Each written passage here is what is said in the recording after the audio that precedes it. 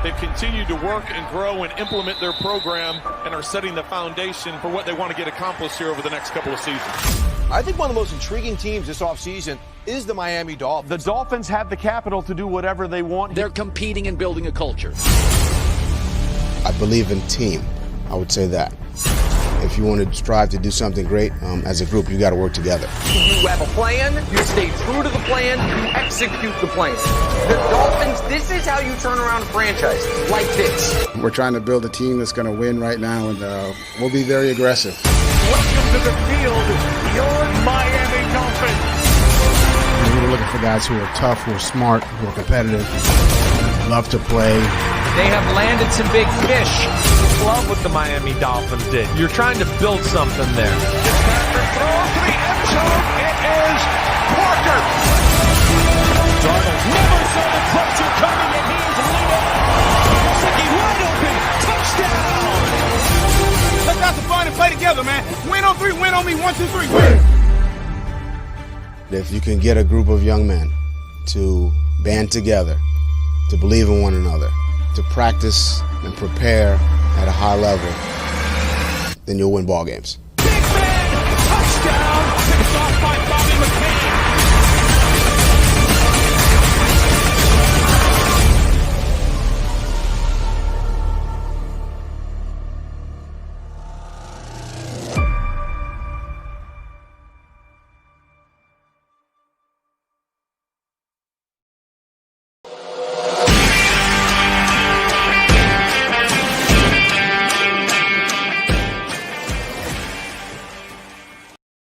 What's good, Fin Nation? What's good? It's your boy Reason, and we're back here with another one. Now I'm joined by the Jason Taylor to my Zach Thomas. What's good, homie? I'm good, man. How you feeling, bro? How's everything up there in Canada? I mean, it is what it is, bro. Today's been – I just recorded a podcast that'll be out the next couple of days for Dolphins Brawl. So be out on the lookout for that, people. And then – that's what's up. Bro, it continues tomorrow because we're going to be right back here tomorrow in the afternoon, most likely. And like I was telling you before we went live, guys, follow me on Twitter at @the_real_reason because I'll be sitting in on the Zoom calls with the players tomorrow. And tomorrow's going to be a good one. We got Robert Hunt, Solomon Kinley, and Austin Jackson. So if you guys don't want to wait for those Zoom conferences to drop on Phinside and drop on YouTube and you want to get some good tidbits, follow along with me on Twitter, and I'll be live tweeting. But, yeah, man, busy, bro. Like, I didn't think training camp would be this busy, but, man, we out here working as hard as the players on some days, bro. I know, right? That information is coming fast and furious, bro. Bro, so and half of it's damage control and setting people in their place with their expectations. It's ridiculous, bro. It's unbelievable, man. Yeah, there's a lot of that going on. So, yeah, man, I don't get it, bro. But how was your day, bro? Good, man. Another productive day, man. You know, another day, another dollar. And but yeah, other than that, man, it was good. It wasn't as long as it wasn't as long as yesterday. But another productive day. So you out here living the dream, huh, bro? I wish. What do you mean you wish, bro? You out here. I wish. Sitting on cake like Marie Antoinette, bro. I wish. I'll be there one day. So.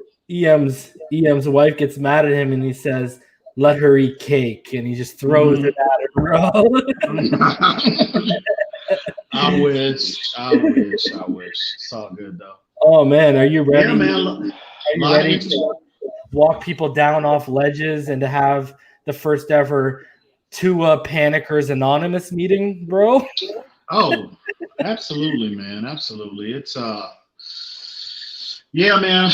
It's unfortunate seeing a lot of that. A lot of people panicking, and they're all ready to anoint Josh Rosen, the starter week 1, and put him in the Hall of Fame, the whole nine. I've been seeing a lot of interesting quotes from people. It's just So let me ask you this, bro. Are you ready to anoint someone that and we'll get to Ryan Fitzpatrick shortly, but in an 11-11s today, had very eerily similar stats to a guy who's only 4 padded practices into his career, because Rosen today was 6 of 14 for 104 yards, 1 touchdown, 1 interception, and he was sacked 3 times, while Tua was 6 of 15, 99 yards, 0 touchdowns, 2 interceptions, 1 near interception we'll talk about later, and a sack. And for context, Chandler Cox dropped a shovel pass for a TD from Tua Tagovailoa, so that very well could have been tied him in the touchdown category as well, bro. And then when you put things in fully into context this year, my friend, and how we are 4 days in, if you look at his complete body of work, Tua Tagovailoa is 20 for 29, 2 touchdowns and 2 interceptions in 11 versus 11s this week. And that's not bad for a rookie 4 days in when you look at big picture, my friend. I agree 100%. It's the first week, 4 games in, 4 practices in. And Tua, you have to look at things, in a macro perspective. And, I listened to Travis Wingfield, and he's been having a day-by-day evaluation of Tua. And it's been consistent what we've been saying all along, what Tua is having issues with, and it's not uncommon for a rookie quarterback. He's having issues with, obviously, not issues, but he has to learn the playbook, and he also has to get acclimated to the speed of the football game. Period. And that applies to every rookie transitioning to the NFL. So all these individuals out here that are ready to write Tua off and calling him a bust and saying that, he wasn't worth the 5th overall pick, et cetera, man, I just don't understand. I have to question their football aptitude and their basic understanding on how this game is played. You know what I mean? And as far as if anybody should be worried, if I'm concerned about a player, it's Josh Rosen, because I'm hearing all these people saying that Rosen is lighting the world on fire. Okay. And his numbers, look at his numbers. They're like, on par with Tua. You know what I mean? And he's 3 years. He's going to his 3rd year into the NFL. So these individuals, I don't get it. It just basically goes down.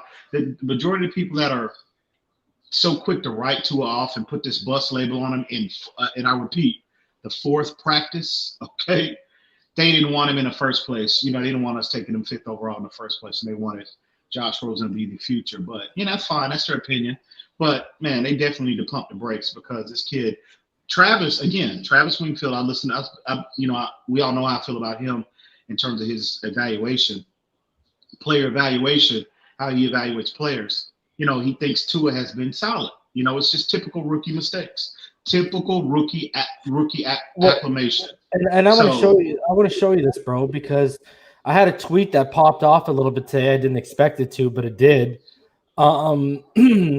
And basically what I said here, bro, is I said, I'll say it again, but I'll capitalize it for everyone. Patrick Mahomes threw 7 interceptions in his first 6 practices during his first training camp as starter, then won an MVP that same season. Absolutely. I'm not saying any of our quarterbacks will win the MVP, but I am saying walk down off the ledges. And we had I just want to show a few responses here because they were actually quite good. Shout out to the homie QB Film Room, and he said it's effing practice, people, practice. But I want to highlight my buddy here, David Gregg. Also, he joined me on Dolphins Brawl podcast tonight. Shout out to David.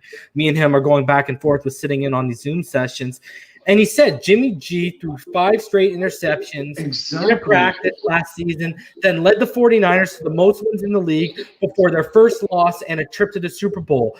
And then shout out to homie Philip Dillingham. He started following Phinside the NFL after this. He said Chad Henne threw 0 interceptions his first month of practice because they were all checkdowns. So, I mean, how much stock are people really putting into practice right now? And I wanted to show something else here because we had him on yesterday, the homie Sorty. He dropped a really, really funny video.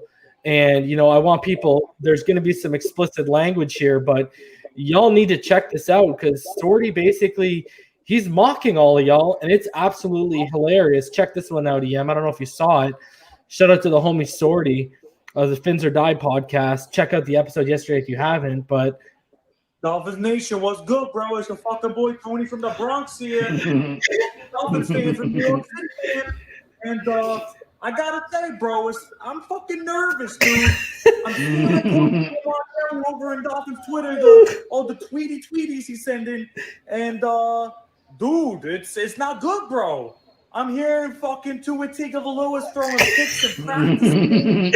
Dude, wow. I'm just saying, bro. I want Justin Herbert. You can't even keep a straight face. He is fucking throwing the pick over here and over there. Maron, dude. My head's fucking spinning, bro. I wanted Herbert in the draft, and people on Dolphins tweety twat, they're saying, bro, you don't want Herbert, you want Tua, dude. So I don't know, man. I don't know, dude.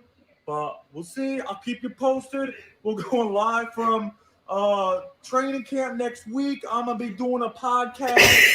So dude. Peace. Wow. Yo, we are literally mocking all y'all out here, bro. Like, it is ridiculous. Come on, fan. Come on, Fins Nation. Come on. Just better, bro. Let it play out. Pump the brakes. Let the kid get his feet underneath him, please. You know what I mean? I mean, really, for that matter, even both of them, even Josh Rosen, let him get his feet underneath him. Let this competition play out, and the cream always rises to the top, and we will see who warrants being the starter week 1. Let's pump the brakes. Yeah, man. 4 practices in 4. Come on, man. This guy, I'm gonna be having the podcast. I'm Fagul. Maron. Sounded like Polly Walnuts. Maron. Yeah. Shout out to the homie Sorty, bro. He kills me, bro. But you know what? Like, I want to highlight something else, bro. Let's put it in perspective for you, okay? Shout out to Will Manso because he's been sharing, other than really day 3, he's been sharing little recap videos of the highlights they're allowed to show. But before we get into that, I mean, guys, in one-on-one drills to Malcolm Perry, I mean, the man is dropping dimes, brother. Is that the corner fade? Oh, look at that. Yeah. I mean, like that's a dime, brother. And that's one thing dime. In coverage. That's tight coverage, bro. Oh yeah. One thing that Travis did highlight. He said to us, see, everybody focused on the negative, you know what I mean? But he's making plays. He's flashing.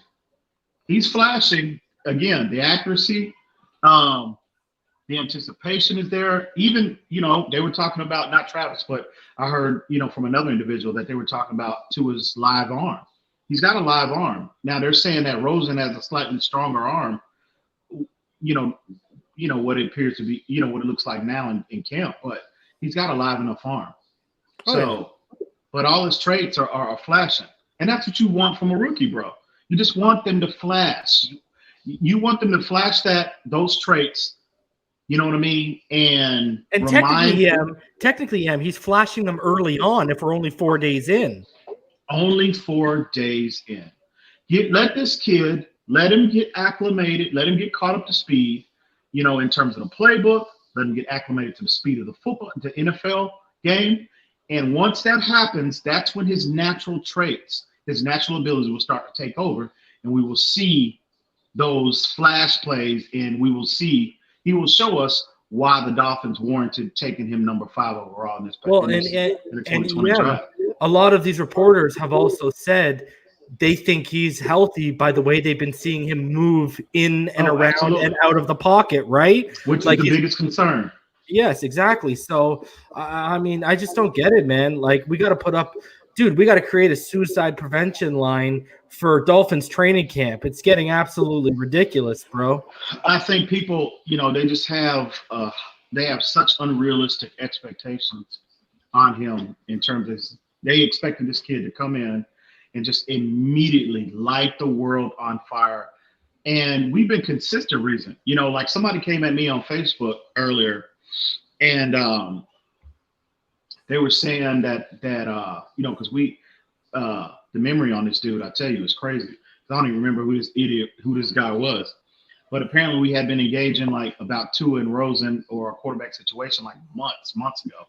And he said that he came at me directly on Facebook, and he said that I made a statement that Tua from day one will be, he's going to come in and I expect him to throw 40 touchdowns the first year or whatever. Like, bro, when did I ever say that? I think he's watching the wrong channel, bro. Yeah. He backtracked a little bit. He said, well, you were acting like you. I said, no. I said, once you see this kid once they get their hands on the talent, and once Tua gets acclimated, in terms of the playbook and the NFL game speed. And they've also mentioned terminology, right? They've also mentioned Exactly. I said that is when you will see the dynamic player we saw, not the exact player, but you'll see a lot of those plays. You see a lot of those abilities start to take over once he completes that process. But it's going to take time. It's the first week. And you know what's crazy? That terminology in the playbook, if people listen to Chan Gailey a couple of days ago, Josh Rosen fell under that umbrella too. It wasn't just Tua. Oh, yeah. And Brian Flores was clear about when, people harped on his, indirect criticism at Tua, saying about how he's struggling, whatever. He had some good plays. He had some bad plays. Flores, he said, well, that applies to all of our quarterbacks, including Fitz. It wasn't just, relative to Tua. When he's talking about the checkdowns, too. Yeah. All of them as well. And let me pitch this to you, bro. Because we know Flores and his staff, even last year when it was more different people under him, they like to keep things close to their chest, okay? Mm-hmm. My buddy Tim Rodriguez from Dolphins for All podcast posed this question. I want to pose it to you. Do you think it was a PR stunt, or do you think it was properly, how do I say this, properly staged, where when we were seeing highlights of Tua a couple of days ago, he was throwing the little short routes designed like slants and little out routes, while they had Rosen in the background throwing bombs to potentially raise his stock in people's eyes? Well, if you recall, Reed, we talked about this privately the other day, man. And I'm not saying that. I was surprised when someone else posed it to me today on a podcast. Yeah. We talked about this the other day privately. I said, we shouldn't discount the possibility of a PR game being played in terms of, trying to inflate Josh Rosen's potential trade value. But what has thrown a monkey wrench in that possibility is this, absence, of Ryan Fitzpatrick leaving, And what are your thoughts on it? I have no idea. We've heard everything to a dead arm to even Armando, and our buddy, friend of the show, Alain Poupar, was speculating today that is retirement on the table right now? I mean, bro, I have no idea. Anything is on the table. Anything and everything is on the table with him. He's 38 years old. He will be 38 this year. We all know he's been in the league, 17 years. But I noticed the other day when I was listening to Omar Kelly, he said, and he brought it up twice. He said, I noticed the dead arm. His arm looked tired, and he was talking about Fitzpatrick. And he said that twice on his program, on his on X's and Omar's the other day. So could it? I mean, I don't know. It could be anything. It could be a legitimate family issue. It could be. I mean, everything is on the table with him, bro. You know what I mean? Considering his age, sometimes, bro, you just like, damn. You know what? He looked around. He just like, you know what? I just don't have it anymore. And it happens. So, but we won't know until they, they have their press conference and Fitzpatrick is sitting down next to Flores and, they're letting the world know what's going on. But in terms of speculation, everything is on the table, bro. So, I mean, I don't want to see it. I hope and pray it's not retirement. He's retirement. Those first 7 weeks are going to be rough. I'm telling you right now, if we don't have him, bro. if he's contemplating, if that is accurate, he's contemplating retirement. He's already done, bro. Because I've told people I've said this privately, and I think I've said it publicly. The best time if you're going to start Fitz mid-season is you want to start him in that first Jets game so he can have the bye week. If there's any mistakes, he can have the bye week to see what mistakes he made and study that defense again because we have them coming off the bye, and then you roll out.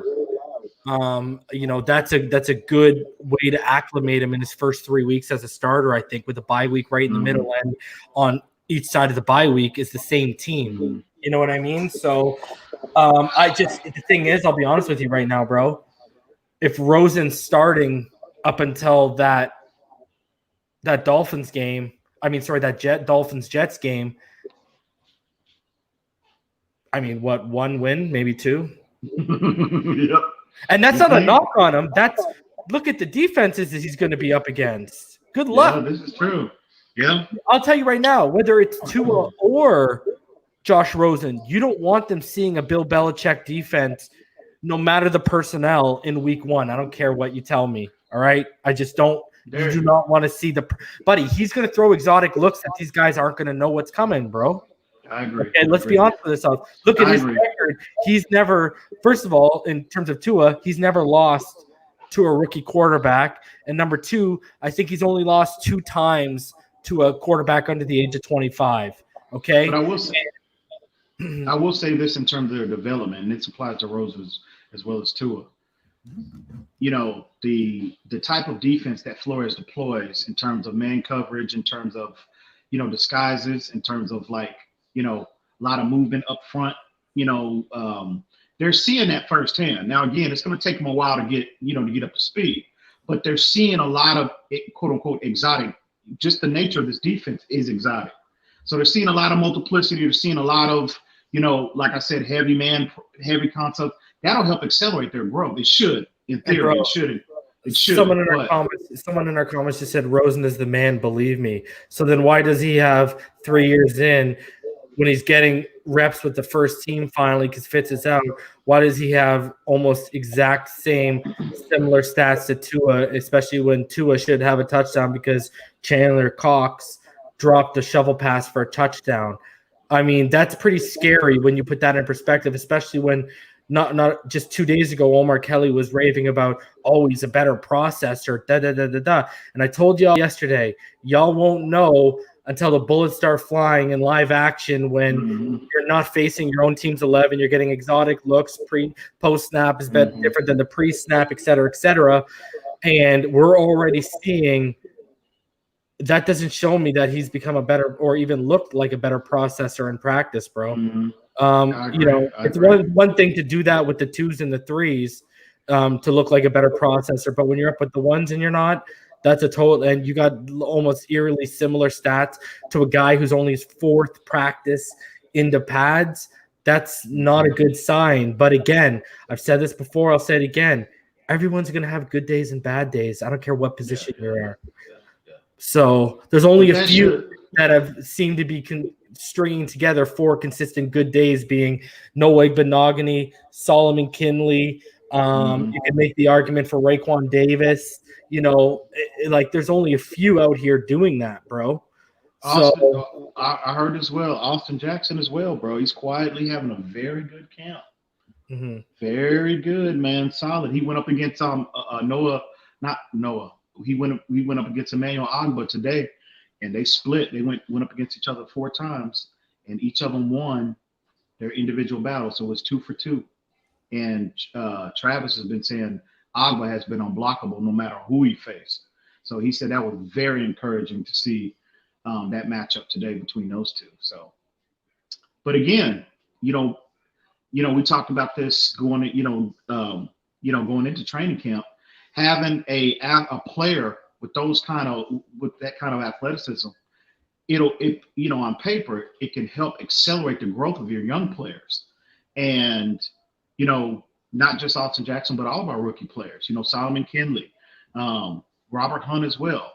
And it sounds like that's what's with Kinley, in particular, Kinley and Jackson, because I'm hearing mixed reviews on Robert Hunt.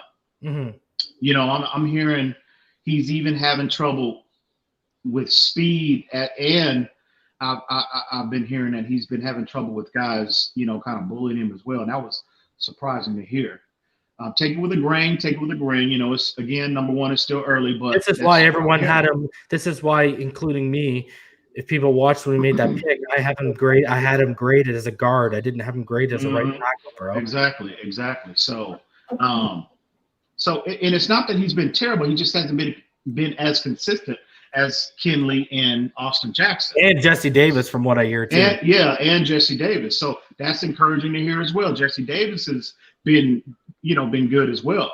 So, but again, them facing players like Chap Lawson, like Raekwon Davis, because he's been unblockables. Raekwon Davis, from what I'm hearing, him and Emmanuel Ogbah has been the most consistent guys in terms of getting pressure on the quarterback, from the first practice.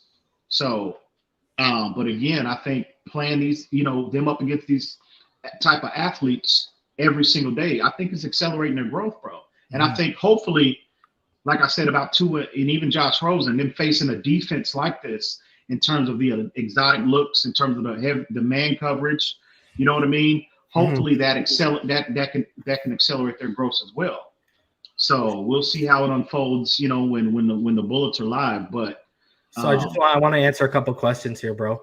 So Jeffrey Tillman says, love the show, bro. Anything on Kirk Merritt?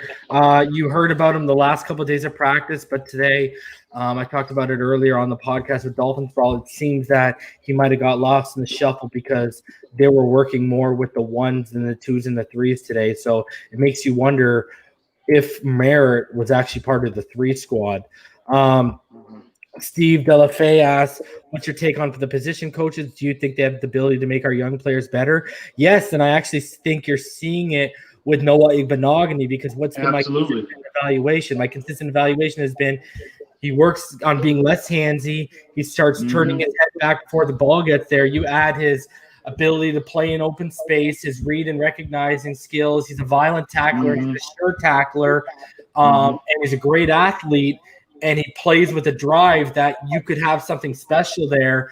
And, that's why before the pick happened, when I couldn't pronounce his name, I said, watch them take that Auburn corner because, I talked about tonight on the Dolphins Brawl podcast that'll come out. If you go back, and this is all out for people to watch, we were a nose tackle defensive needy team people could make the argument for coming into the draft. The sexy pick at that position was Derek Brown. But if you go to Auburn Pro Day, and I told EM this, and that's why when we drafted Noah, I was a little bit more up on Noah than I guess other people out here in the YouTube world, was because I remember seeing that article and what they basically stated, and then I dived into the film on them. And what they basically stated was our coaching staff was spending all their time with Noah Igbenogany. And they really not only did they like what they see on the field, they loved what they saw in the chalkboard room, right? So when you got a nose tackle, defensive tackle needing team, and they're shying away from spending all that time with the sexy pick with a corner, to me, that told me that they identified, hey, we might have a bigger problem than what we originally thought with the X's knee. We really like what this kid has, what this kid offers. And the things that I pointed out in terms of being handsy and turning his head back, those are coachable flaws. You can coach that out. So they probably looked at him and said, yo, this kid's a complete package if we get those things out of his game. And I think you're already seeing the coaching not only impact him, but me and EM also highlighted, because if you guys go back to our defensive tackle big board, Raekwon Davis was number 3 behind Javon Kinlaw and Derek Brown. And we highlighted that the coaches we've seen the pass rushing ability that everyone's saying isn't there. We've seen it displayed. And me and EM believe that Flores and this staff could get that back out of him. And we actually reinstilled that belief on our day 2 recap after me and EM both saw the Flores fist pump. So, and the only reason why we examples of guys being coached up and stuff that people identified in scouting reports, you already start to see those things being worked on and maybe possibly those habits coming out of their game. Brandon Jones is another player too. I'm hearing a lot of good things about at safety. I mean, apparently he's being moved all the way, all up and down the defense, the front seven, obviously the back end. And they said that, what they're giving in terms of his in the classroom, he's able to, he's been able to, comprehend and apply everything that he's learning to the field. There's like no drop off. So that's very encouraging. And another thing about Brandon Jones as well that Travis highlighted was his kid's athleticism. But did you also hear what they've asked him where he's playing, and he said everywhere? Yeah, he said, nickel, dime linebacker, single high, strong side. Basically, we said the nickel dime linebacker. We've highlighted that. We've obviously highlighted him being in the box, even as a strong safety. Highlighted his I told everyone when I started diving into his film after we drafted him, I really liked his play out of the slot. He's obviously been playing in the slot. My thing is, bro, please replace Bobby McCain, Brandon Jones.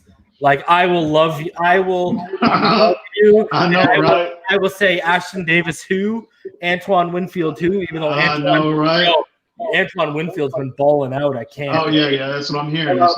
So I'll say who to those guys who are me and Ian's favorite. If you can take that single high role, Brandon Jones, please. Rowe can fill that strong safety role. We're good. We need that single high role to be filled, I think, to be an elite secondary or to be in that conversation of top 10, top 5, because I think that'll just be the cherry on top, baby. But let me ask you this. When is the last time that we've come and again I realize it's early, but when is the last time that because they're saying Tua's flashing, obviously Noah Igbinoghene, they said this kid here, he's ready to contribute like day one. Obviously the linemen with Austin Jackson, Solomon Kinley, even Robert Hunt has flashed, and as well as Raekwon Davis and Brandon Jones. When was the last time we've come out of a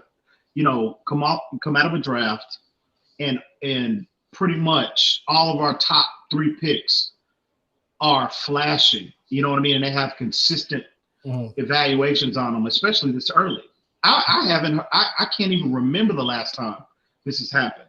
So I'm telling you, man, this is very encouraging to hear. I would say see, but obviously nobody has had an opportunity to observe practice, but except the beat writers. But to hear this information, positivity come out, and I mean it's consistent amongst all of these, for the most part, amongst all of these people that have observed practice. That is very encouraging to hear. And this kid Solomon Kinley, and I mean the information the news that I'm hearing on him about his individual one-on-one battles against, Godshaw against Christian Wilkins, him standing up Christian Wilkins, you know what I mean? Raekwon Davis, faring well against him. Emmanuel Agba. I mean, that is very encouraging. We know we're going to get from and also what I'm hearing about Eric Flowers. I want to keep rolling. I want to just keep rolling with some questions here. Bro. Okay. So Sean DeFrance says, hey, I was a fan of Curtis Weaver. Have you heard anything about him? He has been popping up and making a little bit more noise the past couple of days. Yeah. So people are asking about Bobby McCain. Guys, Bobby McCain's one highlight really came on his birthday with that interception, right? Like, that's really where he's flashed. He hasn't really been blowing people away to that sense. And then Christopher Cardoza asks, who do you guys think will lead the team in sacks? And I'm going to stay consistent. I've been saying since we signed him, I'm saying sticking with Emmanuel Agba. And I don't know if is that your opinion too, Ian? Oh, yeah. All right, so let's get in. Guys, we're going to go over I know some of the Palm Beach Post stuff and some of the Sun Sentinel stuff is behind paywalls, so we will go over those. I'm going to go over them now. We're actually going to go over a little video first, but we'll go over the Palm Beach Post, the Sun Sentinel, their recaps, and we'll also go over the Miami Herald's because they actually broke down like series by series today, right? So we'll go over those. So let's start it off with a little bit of a video because we're going to be talking about Solomon Kinley and Raekwon Davis and all these guys right now, like as we read this stuff. So, like, yeah, that's why I'm just saying we'll get through those questions and we'll move on right now. Cool. So, all right, okay, so let's show this video, bro. I don't know if you saw it today, but I said earlier, shout out to the homie Will Manso. Great stuff. He's been doing the tour recaps. Look what he did today, bro. Check this one out. I don't know if you saw it. You'll like it, though. Yeah, I read the same headlines. Tua struggled today with Ryan Fitzpatrick out. Big deal. Give me a break. Should you panic? No. While others panicked, Tua was just looking sharp. Look at the video we got. Yeah, sure, there's no defenders there. Nobody in his face. Who cares? He's still throwing the ball well, floating like a butterfly, moving the ball around, getting comfortable in only his 4th or 5th practice as a pro. You know who's not worried? Brian Flores. That guy knows he's got a QB. Meanwhile, check out this pass. It's like if you clone Dan Marino and Tom Brady to have a left-handed baby. I mean, look at the throw. Look at the touch. That's perfection. So should you worry about Tua? The simple answer is no. He's fine. I mean, we couldn't have said it better ourselves, really, right? Absolutely. So, all right. So let's get into some of these things here. We'll go over. Let's start off with the Miami Herald today. What do you want to start off with? Your choice, bro. Palm Beach Post, Miami Herald, or the Sun Sentinel? What are you feeling like, bro? Sun Sentinel. Let's do that one first. Yeah, you loving your Omar, bro. All right, Omar, that's the homie right there. And we're gonna leave out like their commentary. I'm just gonna go over the highlights, guys. That's what actually matters. Okay, so go up here. So they basically go over about the chemistry with the quarterbacks, et cetera, et cetera. They go over here. They said it's hard to say who is at fault for the wayward passes thrown by Tua Tagovailoa, including it was a pick-6 interception by Breon Borders. There was a rare back shoulder throw to Matt Cole and a 25-yard completion to Isaiah Ford. But he says it's obvious that Tua Tagovailoa doesn't have a receiver unit as talented as what he had at Alabama.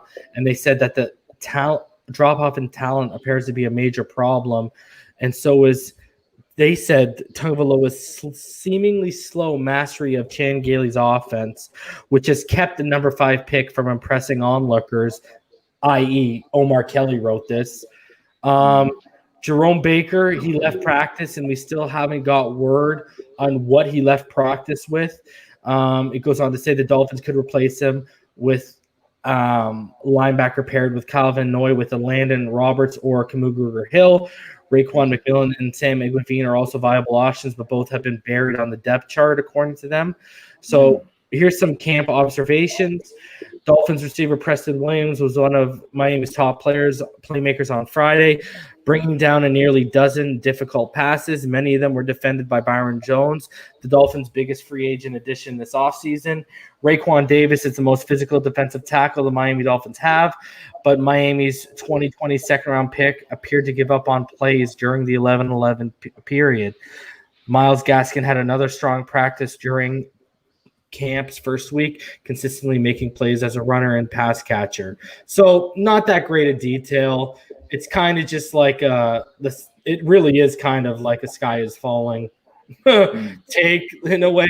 So let's go a little bit more into detail because the Miami Herald did a much better job, much better job than that. So basically, here we go. Highlights and observations from day 4. On a day when Ryan Fitzpatrick was absent for personal reasons, both Josh Rosen and Tua Tagovailoa got significantly more work, and though Rosen had the better day, both disappointed. Their combined passer rating, a dismal 48.5.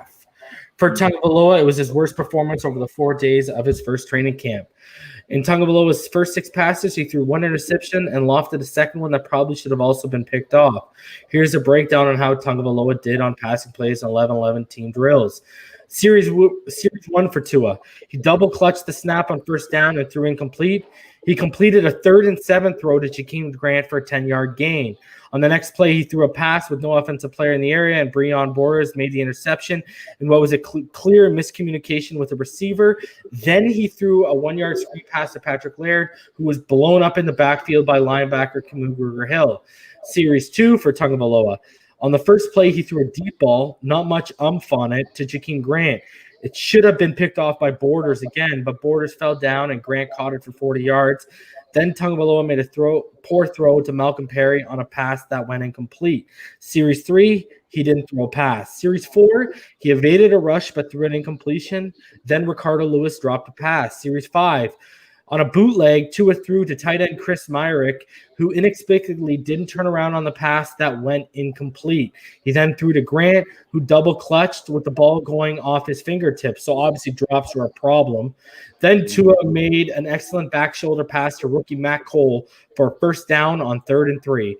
Series 6, he threw a screen pass to Matt Breida for a loss of 2. Then he was sacked by Van Noy.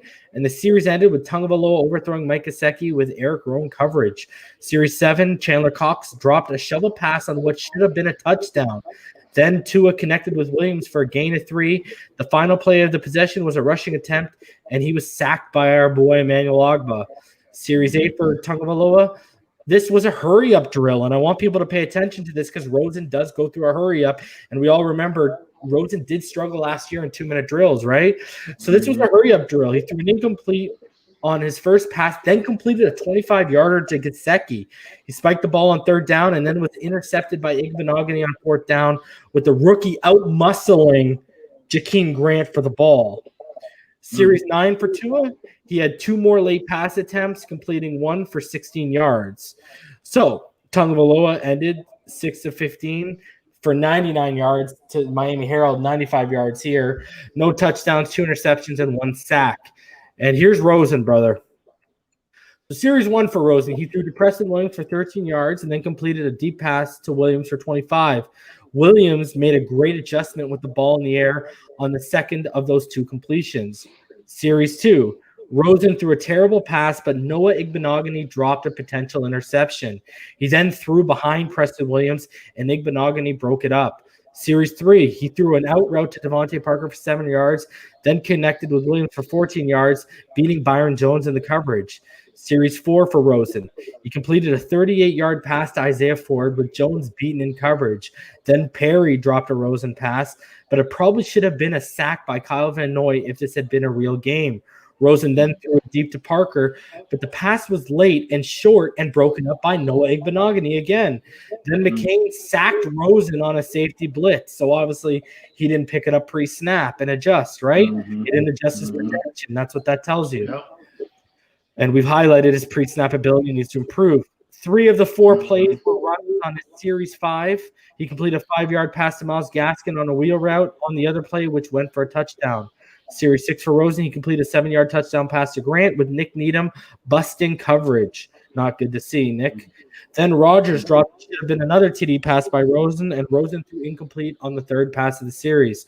Series 7, this was a hurry-up offensive drill, and Rosen threw 3 incomplete passes and then threw an interception to Tay Hayes on 4th down. So Rosen ended up going 6 of 14, 104 yards, 1 touchdown, 1 interception, and he was sacked 3 times. What are your thoughts before we continue on, bro?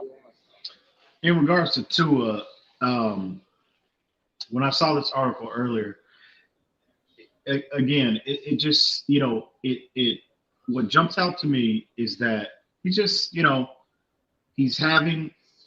has to learn the playbook. Okay. It's a new playbook for him, and he just has to get adjusted to the speed of the game. It's a process. You know what I mean? So again, a lot of people see that article and they think Tua is playing terrible. And I don't think he's playing terrible. He's flashing that ability we saw at Alabama again.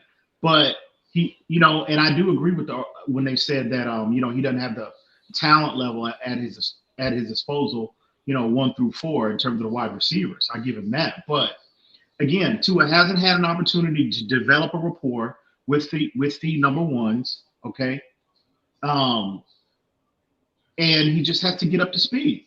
That's it. And that's normal. That's for every rookie. But in terms of Josh Rosen, on the other hand, to me, in terms of him not seeing things the way he should and fast enough, that's concerning to me. And again, it might sound like it might sound personal, and at least, but it's not.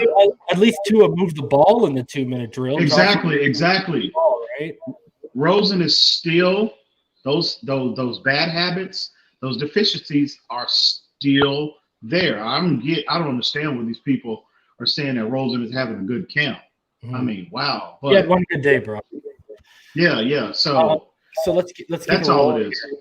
So during one-on-one drills, Tagovailoa threw perfect passes on fade routes to the one you guys saw to Malcolm Perry, and he also hit Mac Hollins for a completion. The homie. Return of the Mac. Chester Rogers made a leaping catch on the Tagovailoa pass that wasn't particularly well thrown. Like we covered, linebacker Jerome Baker limped off to the locker room. This one actually says limped. The other one didn't. And then it also points out, don't totally discount Julian Davenport, which is shocking to hear considering his first 3 days in the battle with rookie. I mean, before today, he must have had a good day in the battle with first-round pick Austin Jackson for the starting job at left tackle. The Dolphins would love if Jackson is ready to take on the job from day one, and he's been getting every opportunity to claim it, but that remains an unresolved competition. And apparently Christian Wilkins beat Austin Jackson on a bull rush today, and that was a sign that the rookie still has a little bit of a ways to go.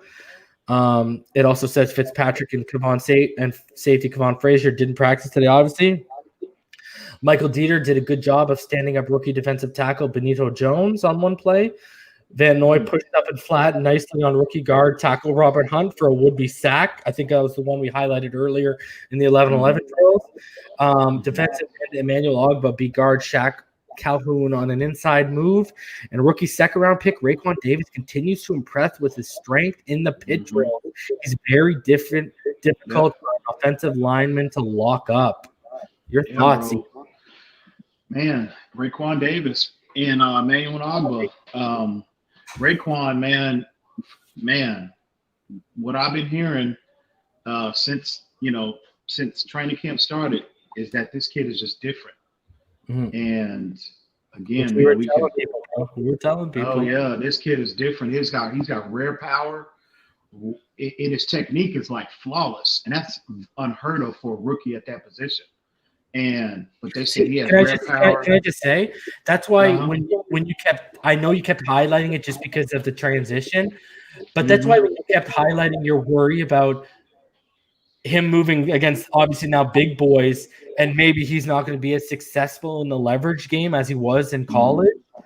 I just saw elite leverage play for a guy that's 6'6", 6'7", bro. And that's why when I looked at the length of his body, when I looked at his frame, when I looked at how he played with leverage, that's where my Chris Jones comparison came from, because Chris Jones is the same size and he plays with that elite leverage. And I don't know, I just saw, when he was asked to, he would blow people up, bro. Like, look at, like perfect example.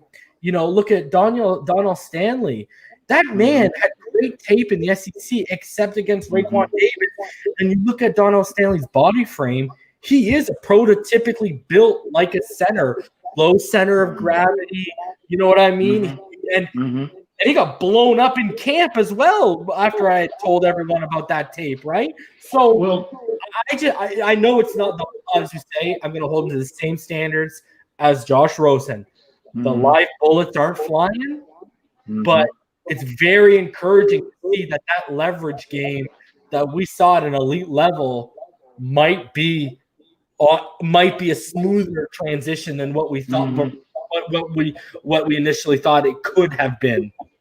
Well, my concern wasn't necessarily him in the passing game. That was necessarily my concern is when you're playing him primarily at that zero technique position and consistently taking on, because that's what whatever player they choose to play at that position, that's what his job is to consistently hold the point, and if the opportunity presents itself, reset the line of scrimmage. And I'm just saying, coming from the perspective of taller players, that's why you don't see taller players playing at that position. It's because it's harder for them to get down and maintain leverage, especially when you've got a double team. So I didn't feel like he couldn't do it. I'm just saying that's just typical issues that players in the trenches have when they come into the league. Christian Wilkins highlighted his issues. He had the same issues last year, but that's why you don't see players, with his length and height playing at that. Chris Jones is an anomaly. You know what I mean? If you go and you take a survey of the profiles of all zero techniques that that are on 3-4 teams, you'd see shorter, lower center of gravity, smaller in terms of height, but wider, more girth, lower to the ground. So he could, again, this he's got that elite ability. But that was just my concern. But it's encouraging to see that he's winning consistently. I don't know if that's an indictment on our linemen, or it's just this kid is different. I don't know. We'll see the first week. But it's very encouraging to hear this news and to hear how good he's looking. So love that kid. So another thing here, let's go over the Palm Beach Post, because I am sure this is behind a paywall for a lot of people. So I've been consistent with Joe Shad. He's consistently highlighted. He's seen on display the anticipation, the accuracy, the ball placement over the short to medium depth that was as advertised with Tua, right? That's what I like about him. He's actually been highlighting it properly, and he had some good things today, and that's why when he says what he says about, I think people can take this to the bank. Josh Rosen connected with Preston Williams on a sideline pass. He says Rosen still has the most zip in Miami's quarterback room. He said shortly the two connected again on a deeper pass. Tua Tagovailoa completed a very well-placed – see, and I like the wording, not just saying, he completed a slant. A very well-placed slant to Jakeem Grant. If and when Tua plays, there will be many slants. Tua Tagovailoa was intercepted for the first time in camp. Newcomer Breon Bowers made the pick along the left sideline. It was a possible miscommunication with the receiver, which obviously we just saw the Miami Herald did highlight it was. Later, Noah Benogany intercepted Tua on a deeper pass intended for Jakeem Grant. And we heard that Benogany, right? They said in the other article that he outmuscled him, right? Well, in this article, it says Benogany beat Grant for the football. So again, Grant was in a position where he could have made a play on the ball, obviously, right? And then it talks about, it highlights the Camus Gruger Hill getting to the backfield and blowing up that short pass. It also highlights Josh Rosen's near interceptions and how Benogany again was breaking up passes. And it says right here, this does not seem too big for Noah Benogany. It says Myles Gaskin has a little Matt Breida in him. Gaskin looks more decisive this season, shifty, quick, worth monitoring. Gaskin, the former Washington prospect, actually looks good. And I've said this, that I want to invest in this guy because I loved his collegiate tape so much. It says he's tough for 5'10", 194 pounds. It talks about Jerome Baker leaving the field.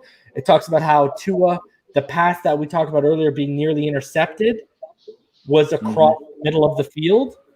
Tua Tagovailoa has not been overly impressive on downfield throws. See, he's specific of the area he hasn't been impressed in yet, not just saying, Tua hasn't impressed me, because he's consistently highlighted over the short and medium depth. Tua has been impressive, right? He says Tagovailoa's best throw was a well-placed 25-yarder. Again, that word, well-placed, to Isaiah Ford. Talk about Ricardo Lewis's draw. Go ahead. Also, I'm hearing a ton about Isaiah Ford. He's the number 4, bro. Lock it in. I said it yesterday. When I heard see, the thing is, me and you hadn't heard a coach come out and say what we heard a couple of days ago. And when I heard a couple of days ago that they came out and says he has an elite understanding of the playbook, that was the exact quote, that he could be a coach one day.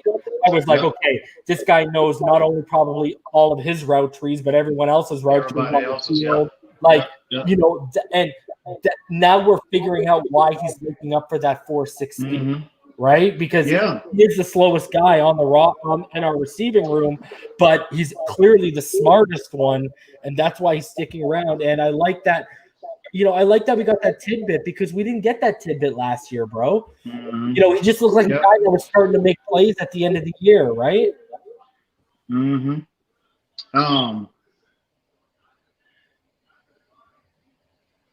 It says Ricardo Lewis. It obviously highlights his drop, bro, but it says neither Ricardo Lewis nor Chester Rogers, check this out, has been able to not only outperform Isaiah Ford, but also Malcolm Perry, bro. Yeah. Rogers had another drop today, and I've highlighted the past 2 days of practice, they had him on punt returns, and each day he muffed a punt. I'm going to stay consistent with what I said yesterday, bro. I don't know if you heard what I said. The telling sign for me was they didn't cut Merritt, Cole, or Malcolm Perry, or any of these guys, right? Instead, they cut. They went ahead and they cut Ricardo Lewis. And then what was the move after that? They didn't go out and get Chester Rogers right away. No, they went out when Hearns and Wilson went down. They went out and they decided that they were going to bring back Ricardo because obviously he was familiar with the playbook. And then they went out and got a Chester Rogers, and they didn't get a guy like Taylor Gabriel who has a much more enticing skill set because it was clear they wanted competition at that position, but they wanted to give that younger core a little bit more of a chance, I believe. And that's why you saw them bring back a guy who's familiar, and then Chester Rogers. And those two signs to me were very telling that Ricardo Lewis and Malcolm Perry are probably nothing more than camp bodies. As far as Isaiah Ford, I remember when they interviewed Chan Gailey the first time, and one of the beat writers asked him about, the skill position, the players at the skill position, wide receiver, tight end, and everybody talked about Devontae Parker, Mike Gesicki, the plays that they were making, in particular the second half of the season. But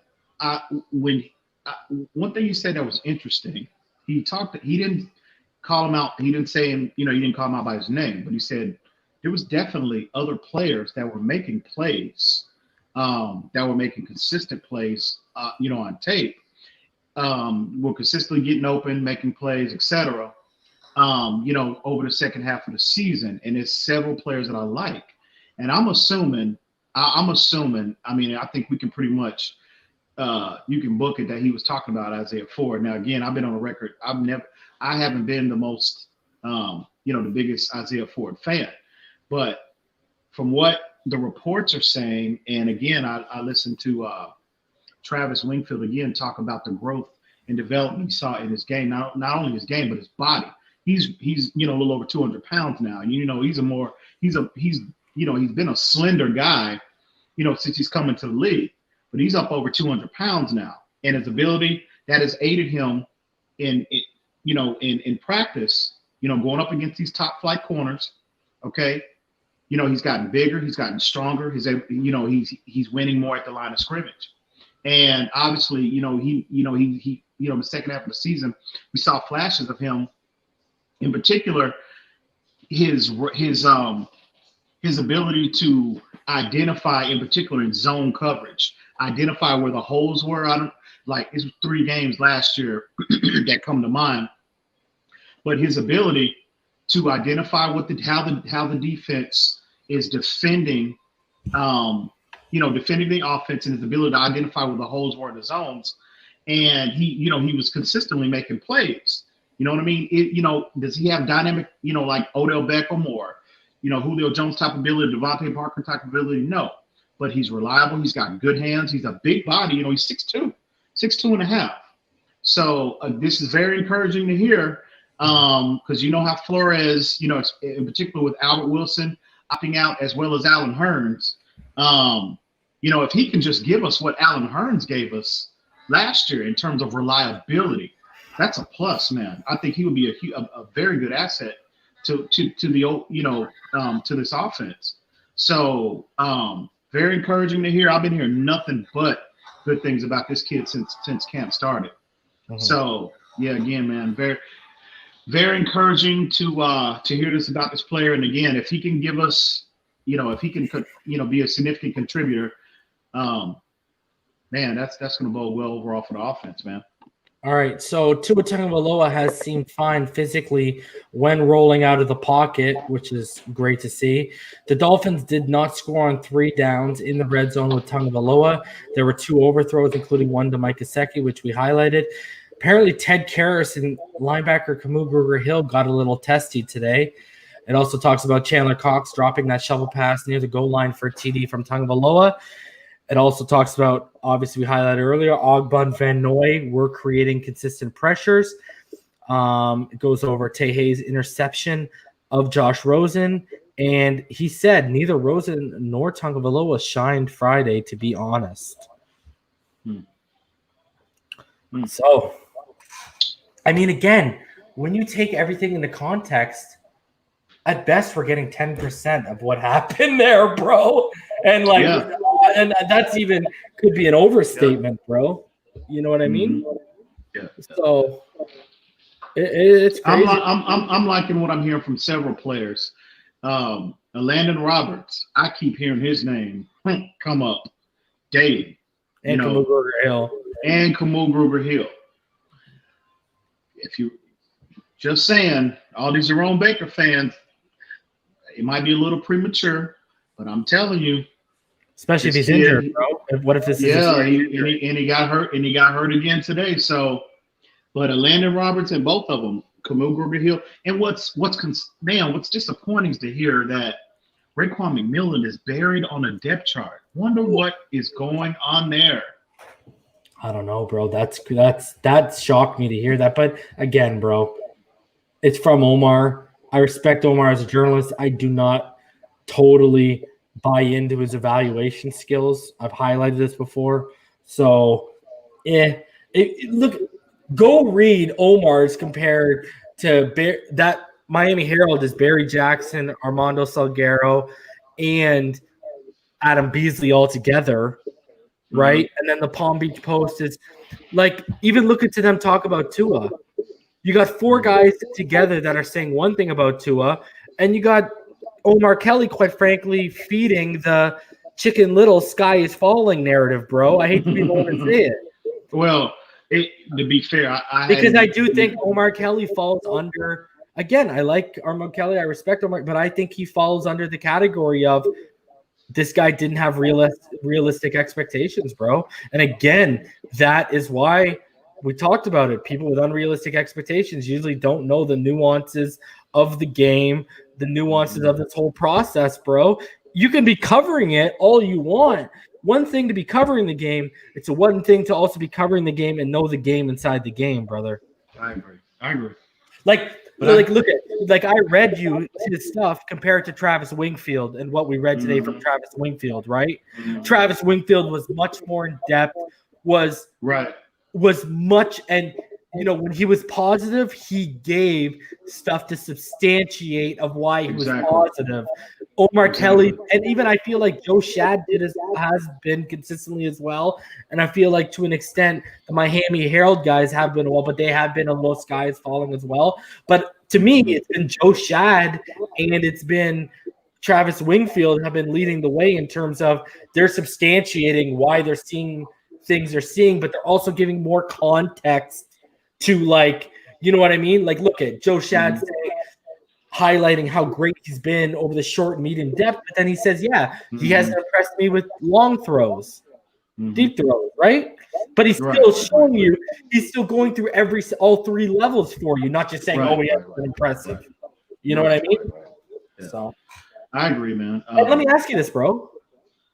Tua's game is not throwing bombs. Who's giving people? Is it because he had 4 2-speed guys and all he had to do was touch it up for them? That's not his game. His game is he kills you short and intermediate, and then he goes over the top, bro. That's his game.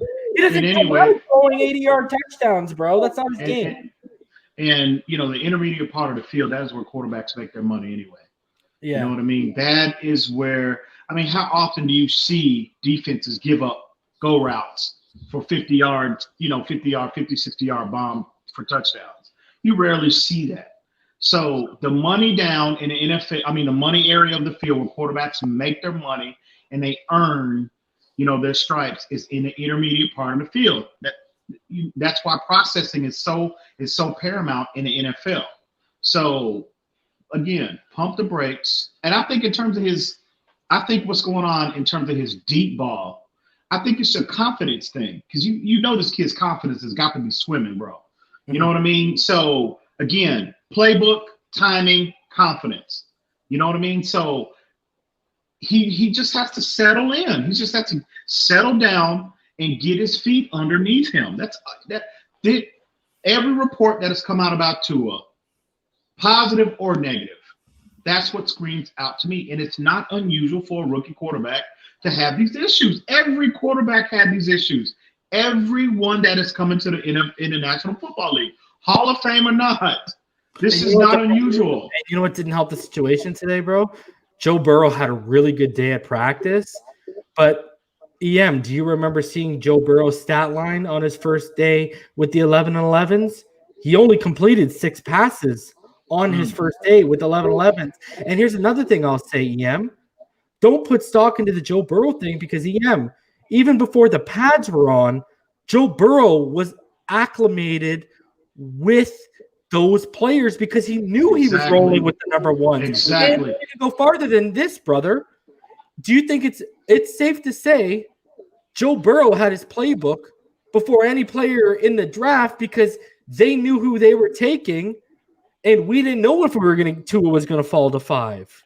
Absolutely. Another huge reason he has been playing with those number one since they were in underwear. First team since they were in draws. Period. Yeah, bro. So Tua hadn't had it. People don't understand how how important it is for a quarterback and receivers to develop that rapport. Mm-hmm. The timing, the rhythm, all of that is important. Tua hadn't had that opportunity yet. It's this to you, EM. Let me hit, because I wanted to ask you this earlier when we were talking privately. Let me pitch this to you. If people have been following along, my friend, like we have, the last 2 days, haven't you noticed? I've highlighted the last 2 practices. Kirk Merritt started popping up on the report more. Gary Jennings was popping up more. Matt Collins was popping up more, because he was creating that rapport with the 2s and 3s. And then they come out today with the 1 where he doesn't have that rapport yet, right? Exactly. Last year, Josh Rosen had live in-game reps with Preston Williams, Jakeem Grant, and Devontae Parker. Exactly. People are not. They're they're discounting everything, brother. Exactly. They're discounting that aspect, and they don't put much value in. That's fine. But again, people have their opinions. That's fine. But you'll see Tua once this process continues, and the more he gets in it, the more he's able to retain and apply what he's learning in the classroom, the more acclimated he gets with the speed, and his confidence will start to elevate, and you will see him have those better days to where his natural skill set will take over, and you'll see him start to stack good practice on top of good practice on top of good practice, in my opinion. So it's just a matter of time. People just, again, pump the brakes and let this situation play out. Yeah, because we've been consistent since day one, right? Even when Tua was killing it in one-on-one drills, what were we saying? Don't start putting stock in the stuff until the last week of training camp. Yeah.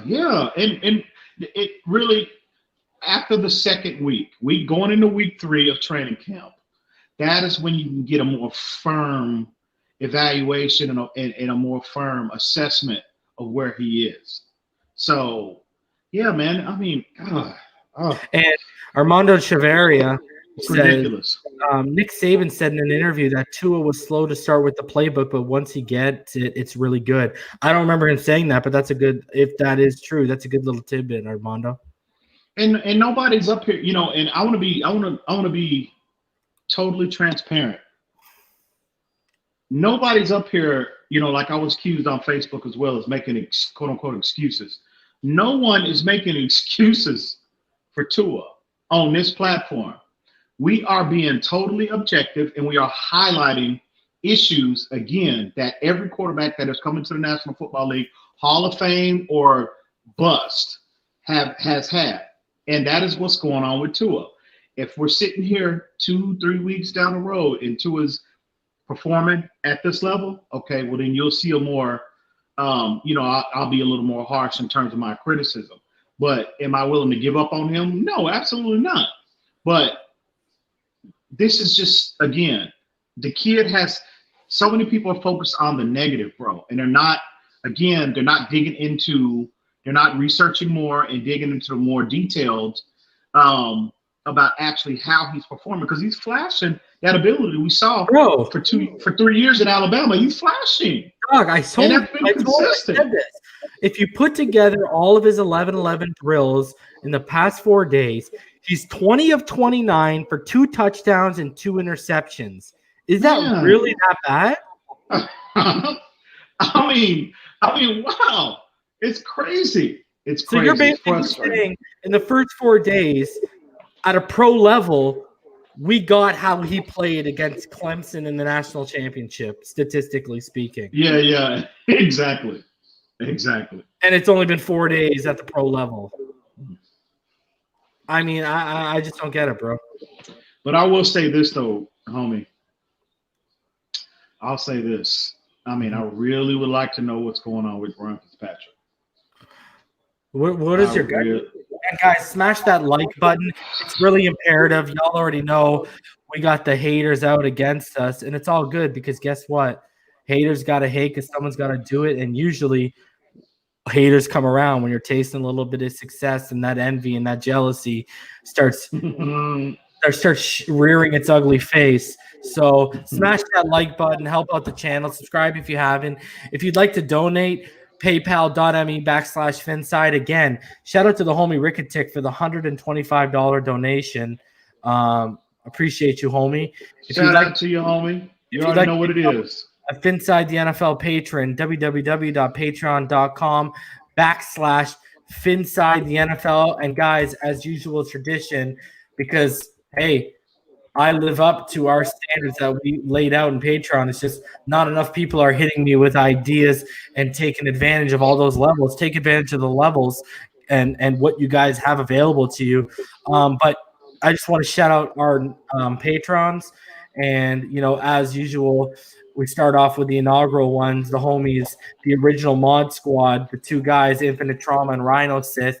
And then we got Fake Spike 94, the homie Joe B, KA All Day, Ramon Casillas, Seth, Mr. 2-Bits, and of course, Shake Money. Thank you guys for supporting the channel. We really appreciate it.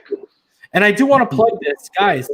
If you're down for the $25 league, $25 buy-in league, where you do about 10 to 12 teams, or if you're down for the free league, we're going to be running fantasy for this channel, and I'm probably going to be doing the draft in the first week of September. Trust me, all of you that have sent me emails, I've got you on the list. I will be contacting you shortly. But yeah, if you want to join fantasy, guys, email finsideTheNFL@gmail.com. Tell me whether you want to be in the $25 league, the free league, or both. Just let me know, guys. But yeah, okay, EM, so what are your thoughts on the whole Ryan Fitzpatrick thing, delving a little deeper? I'm going to be honest with you, bro. I'm all over the place with this.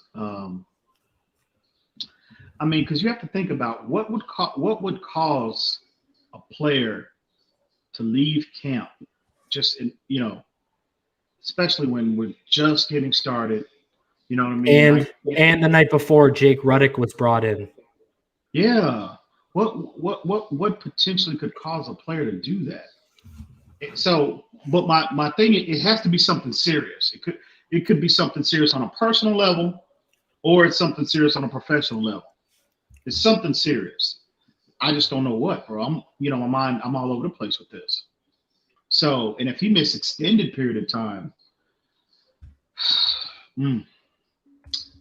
I don't know, homie. I'm all over the place, bro. I'm just being honest, man. I have no idea, but it's concerning.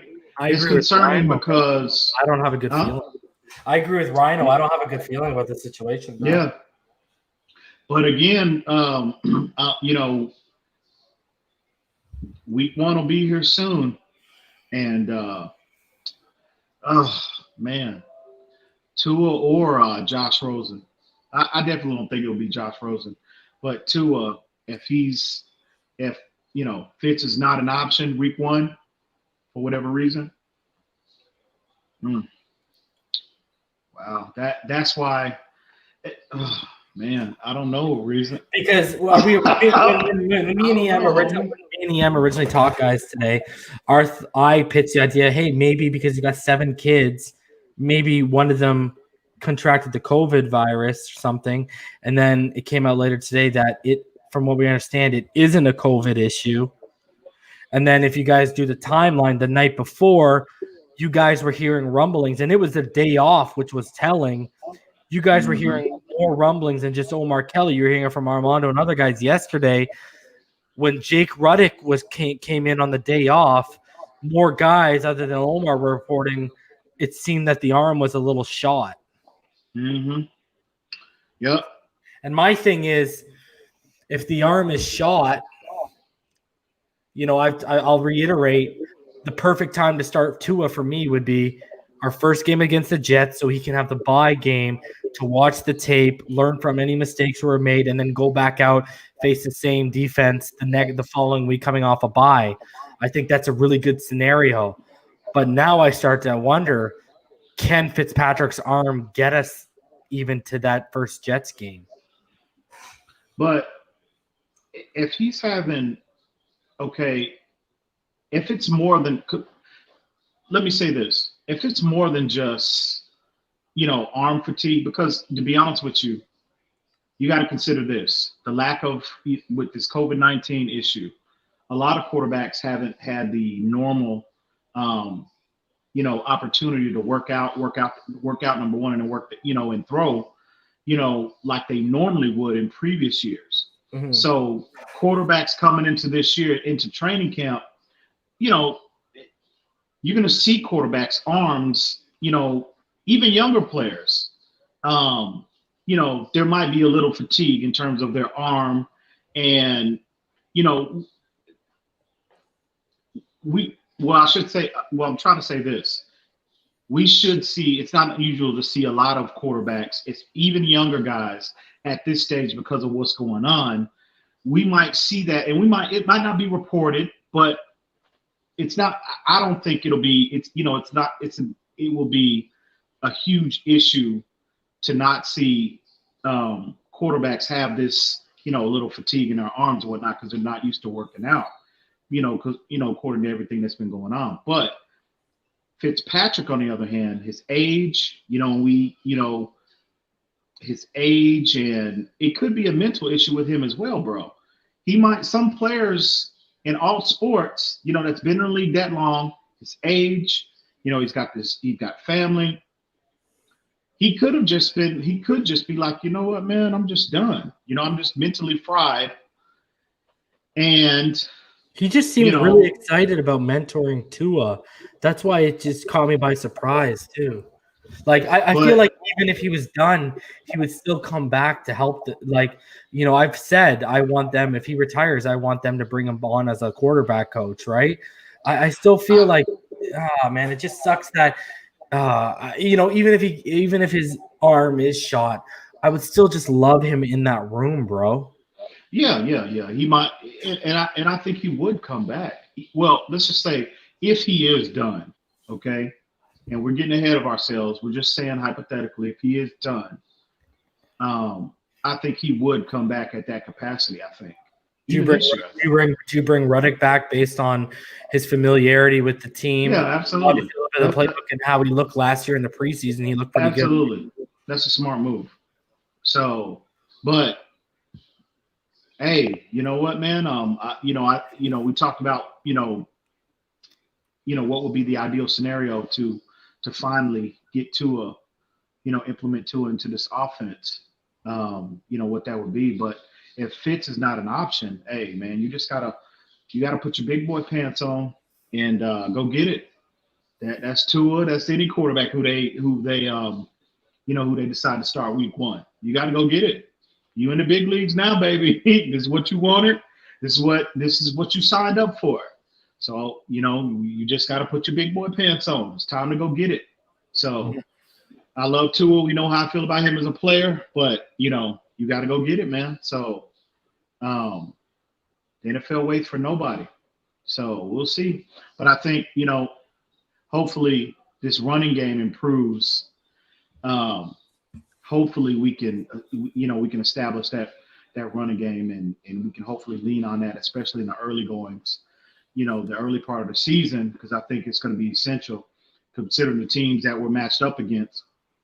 And especially now, if Fitz is not an option week 1, that'll be huge for either Rosen or Tua Tagovailoa, especially going into these hostile environments.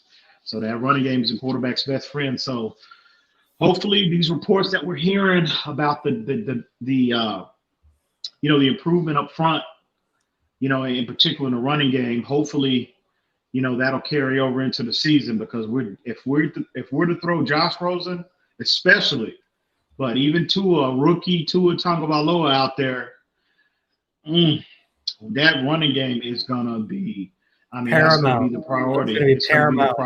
Absolutely. Yeah. Absolutely. So Mike Pauly Nice says, "What's up, Reason and EM? What's up, buddy?" They're comparing Joe to Tua. They gotta also know Tua is going against a legit defense. Not to say Bengals defense not as good, but they aren't on the same level as the Dolphins. You know what, bro? I'll agree with you in the secondary, especially when you got a guy like Noah Igbinoghene out there making plays the way he has. Byron Jones, I'll agree with you on the secondary, and it sounds like our front is, Emmanuel Ogbah, Kyle Van Noy, and Raekwon are giving some serious problems out there. So, I do think our defense is significantly better than the Bengals. I also do think, and I think EM will agree with me, the Bengals did upgrade their defense a little bit at the same time, though, right? DJ Reader up the middle. They went out and they got Trey Waynes, but he got hurt, I believe, too, right? Yeah, he's done for the year. Yeah, he's done for the year. They've invested a little bit on their defense, but yeah, I agree. We do have a better defense for sure. And see, I think of that just the scheme alone reason, like we talked about earlier, bro. Problem. Look at the looks you can give people. Exactly. 3-4 post snap. Exactly. That and again, in theory, that should accelerate their growth. It should. Well, what did we highlight today, right? Was it Bobby McCain or Eric Rowe? Which one did I say? It was Bobby McCain, right? That had the safety blitz. Obviously, Rosen didn't pick it up pre-snap, right? Exactly. And he must have come through free. And there you go. That highlights that Rosen's processing still needs obviously develop, and his pre-snap work, even though they highlighted a couple of days ago that there was one particular play where he did see something he didn't like pre-snap and he changed it up. Obviously, people couldn't read too deep into that one tidbit because they've given you a tidbit today that you can read into that he obviously didn't pick up the safety blitz and adjust his protection across the offensive line. And that, that's what was one of the things that Fitz was doing that helped him be successful when he took back over the reins. You were noticing him adjusting protections at the offensive line a lot more than he was in the first half of the season, right? So, I agree with you, bro. So we're at about an hour, 25 minutes right now, bro. We got about 93 people in the room. You want to take some questions? You want to drop the link for people? Where do you want to go with this, bro? You can go ahead and drop the link, homie, for a little bit. Oh, let's drop the link. But, guys, we are not going to be pulling a 3-hour marathon, guys. So we'll drop the link. Y'all are welcome to come back, and let's chop it up a little bit. You know what I mean? So absolutely, gentlemen. I dropped the link. Anything's on the table. What you guys want to discuss? Yeah, man, they got some decent pieces on that defense, but I do like our defense a lot better. And definitely.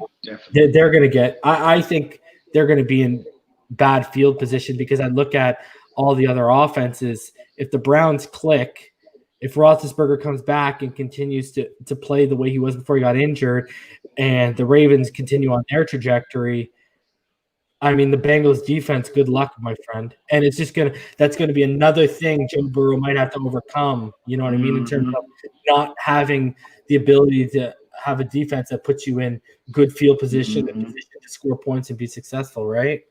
Let me ask you this, Reese. With this kid, Noah Igbinoghene, he's been flashing since day one.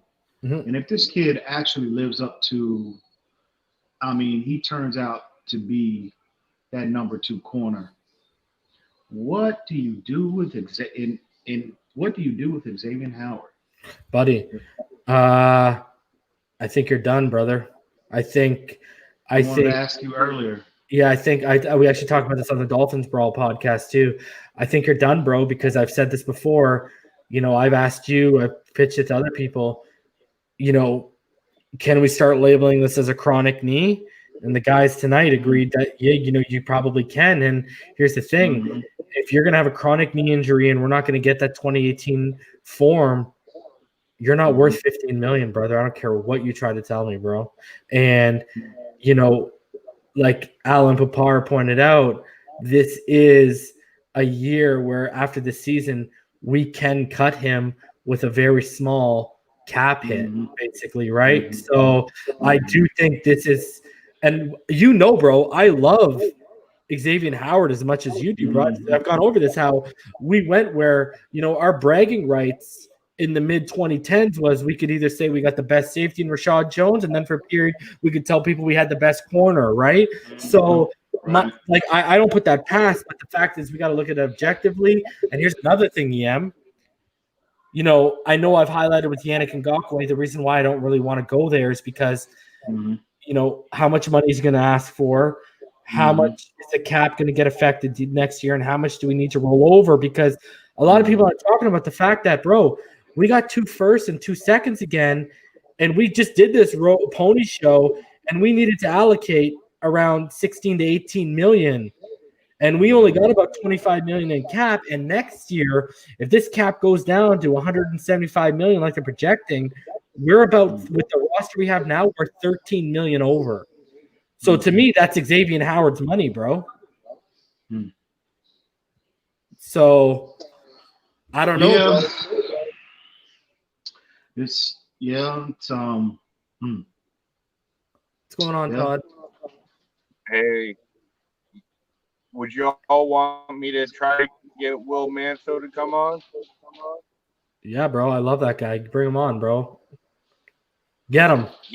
I've been friends with him. We went to junior high school together. We've been friends, so I'll try and get a hold of him, see if he'll come on. Yeah, that'd be awesome, brother.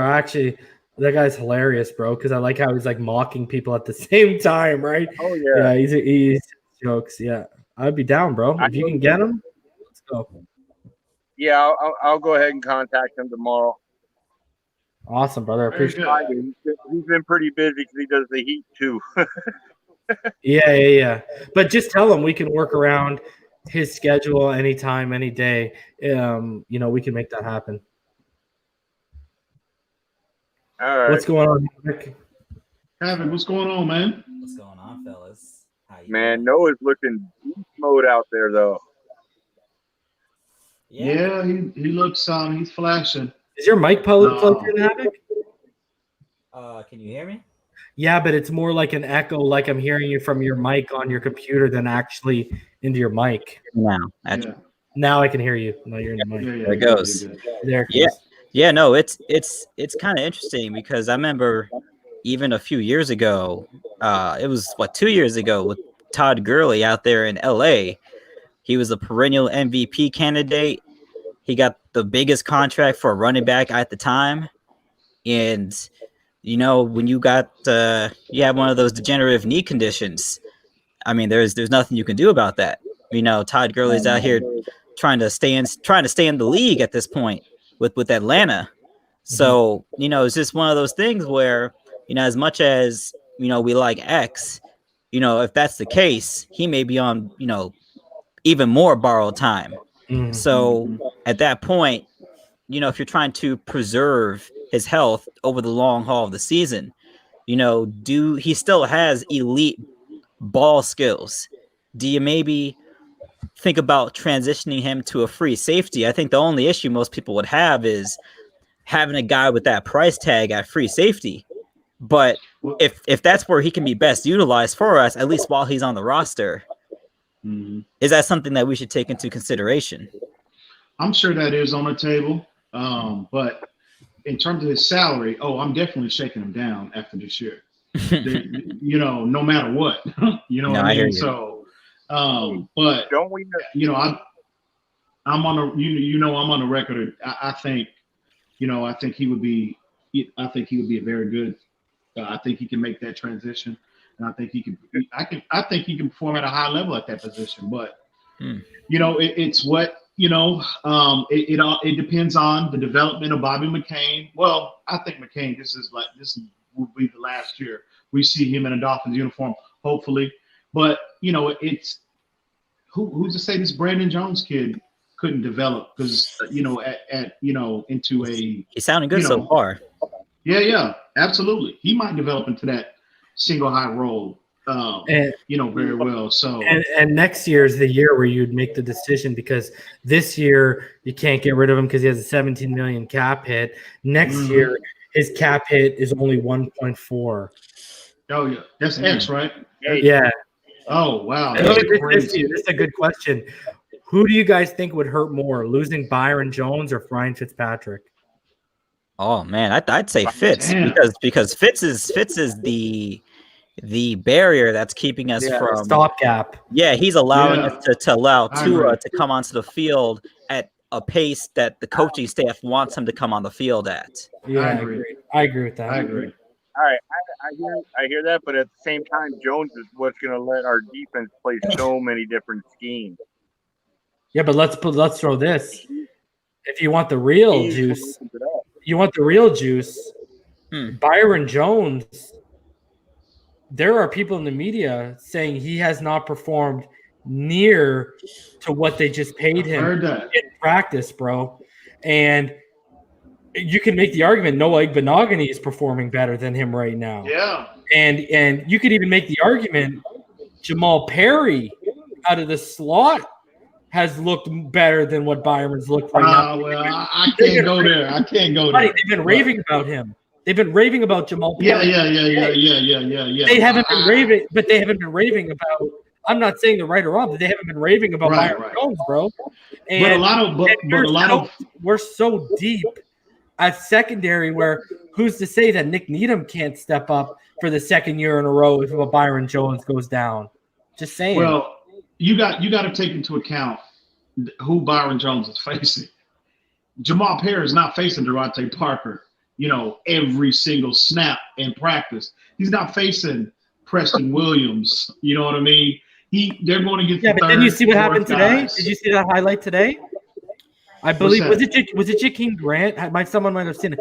Jakeem Grant shook him out of his cleats, and then Byron Jones' elite recovery speed is what brought him back into the play, and then he managed to grab him from behind and tackle him. But Jakeem did give him a 1-2, bro. You know what though? The fact that he was able to recover and run him down, I agree. Was more impressive than Jakeem Grant shaking him in the open field. That is bro. That was highly impressive. Yeah, to run that man down like that. Well, we've highlighted the reason why they brought him in because of his ability as a sure tackler. If you beat him in man, he's gonna. We've said this multiple times. If you beat him in man, he's gonna tackle you pretty much right away. Yep. That's something that I'm not much worried about Jones. No, me neither. No, I'm good. But the question was, who would hurt more? And I agree with Havoc. It would be Fitz because of our depth behind Jones. And let's be honest, whether you're a Rosen truther or a Tua fan, is anyone going to feel comfortable with either one of those guys, no matter the personnel they're facing, starting week 1 against Bill Belichick? Because Bill Belichick can outcoach either one of those guys with his defensive looks, bro. I totally believe that, bro. And as you go into the first 7 weeks, would we be comfortable with one of those two guys also facing the Bills, Seattle, San Francisco? Say what you want about Tyrod or Herbert. That Chargers defense is one of the best in the AFC. Yep. So this is the first 7 weeks, guys. Like, you got a defensive genius, you got a solid defense in the Buffalo, you've got an elite defense in San Diego, you got an elite defense in San Francisco and San Diego, and then you got a solid defense over in Seattle. That's not a good thing, bro. Don't forget Denver. That's later in the season, though. No, I what are they? They're week 6. I think they're week 6. No. Week 6? No, they're later in the. What are they? They're later in the season, right? Yeah, the second half. Week 7 is the Chargers. Week 6 and 5 are Seattle and San Francisco. Mm-hmm. Oh, okay. What's Denver? I got to remember what Denver is. Denver actually might be week 8, aren't they? I was thinking more like week. Sure. Guys, if you know in the comment section, I'm looking it up right now, but if you remember, let me know. I found it right now. Never mind. So, no, they're week 6, bro. Yep. It's the Patriots, the Bills, the Jaguars, the Seahawks, the 49ers, the Broncos, and then the Chargers. Yeah, and I think, as long as you're looking at our team, we like the investments that we've made. We like the people we've brought into the building, but just because you got the ingredients for gumbo doesn't mean you have gumbo. It's all got to come together at some point. Mm-hmm. And just to be honest, if there are bullets flying, particularly at our offensive line, I'd prefer for a guy who perhaps may have a foot out the door taking those bullets, as opposed to our quarterback of the future, is my perspective. I also think just day one, he'll be most prepared. Fitz will be, but it's still got up to guys about what this whole what his absence is about. So we'll see. Armando Chavarria says Fitzpatrick's family is back in Arizona and not in Tampa like they were last year.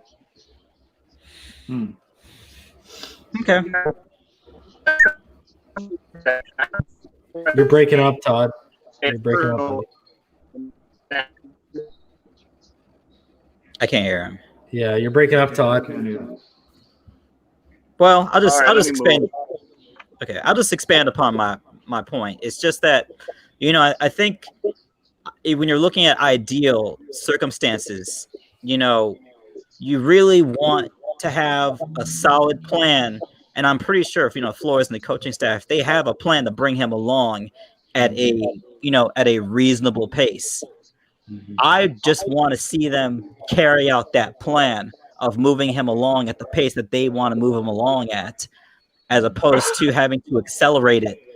And, even if we're in a situation where he's not starting early, who knows what we're going to get from Josh Rosen, particularly talking about a quarterback that has issues processing versus week 1, Bill Belichick. I don't know if that plays in our favor, is all I'm saying. And yes, I do want some gumbo, and I can just make it myself because I got skills like that. I do want to highlight Baby Blues. He says Broncos are a big sleeper. Bro, when that schedule dropped, go back to it. I was telling everyone on this platform, watch your ass come that week. And I still stick with that because I don't care what anyone tells me. I've watched enough film on all 3 of these guys. Jerry Jeudy, Cortland Sutton, and KJ Hamler are all number 1s wherever they go. And if y'all have been watching KJ Hamler and Jerry Jeudy in practice, Jerry Jeudy has been putting on route running clinics in practice, bro. Like, it's disgusting. So yeah, they're going to be a problem. And they've added to that offensive line with Lloyd Cushenberry, who's already really good. They went out and added Melvin Gordon and Phillip Lindsay as their 1-2 punch, and that defense on the other side is very, very good. So yeah, they're good. They my 2 sleepers in the AFC this year are both in the West. My 2 sleepers are the Broncos and the Oakland Raiders, the Las Vegas Raiders, 110%, man. I mean, Drew Lock can come out and have a dumb season. That's a fact. No, the one thing I liked about Drew Lock last year that I noticed, Drew Lock you could tell the football IQ was there in terms of there was a couple times where he almost got baited in by a hanging corner, and he recognized that he almost got baited in. So you could tell he was being cautious for the rest of the game to not make that same mistake.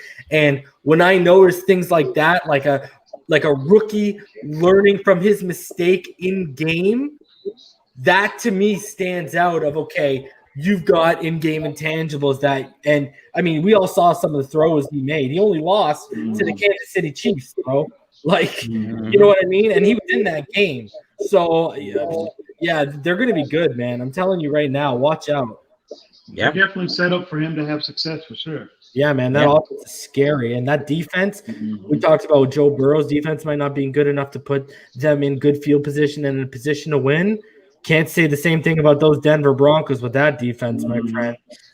Hey, where I'm at, is it better now? Yeah, it is.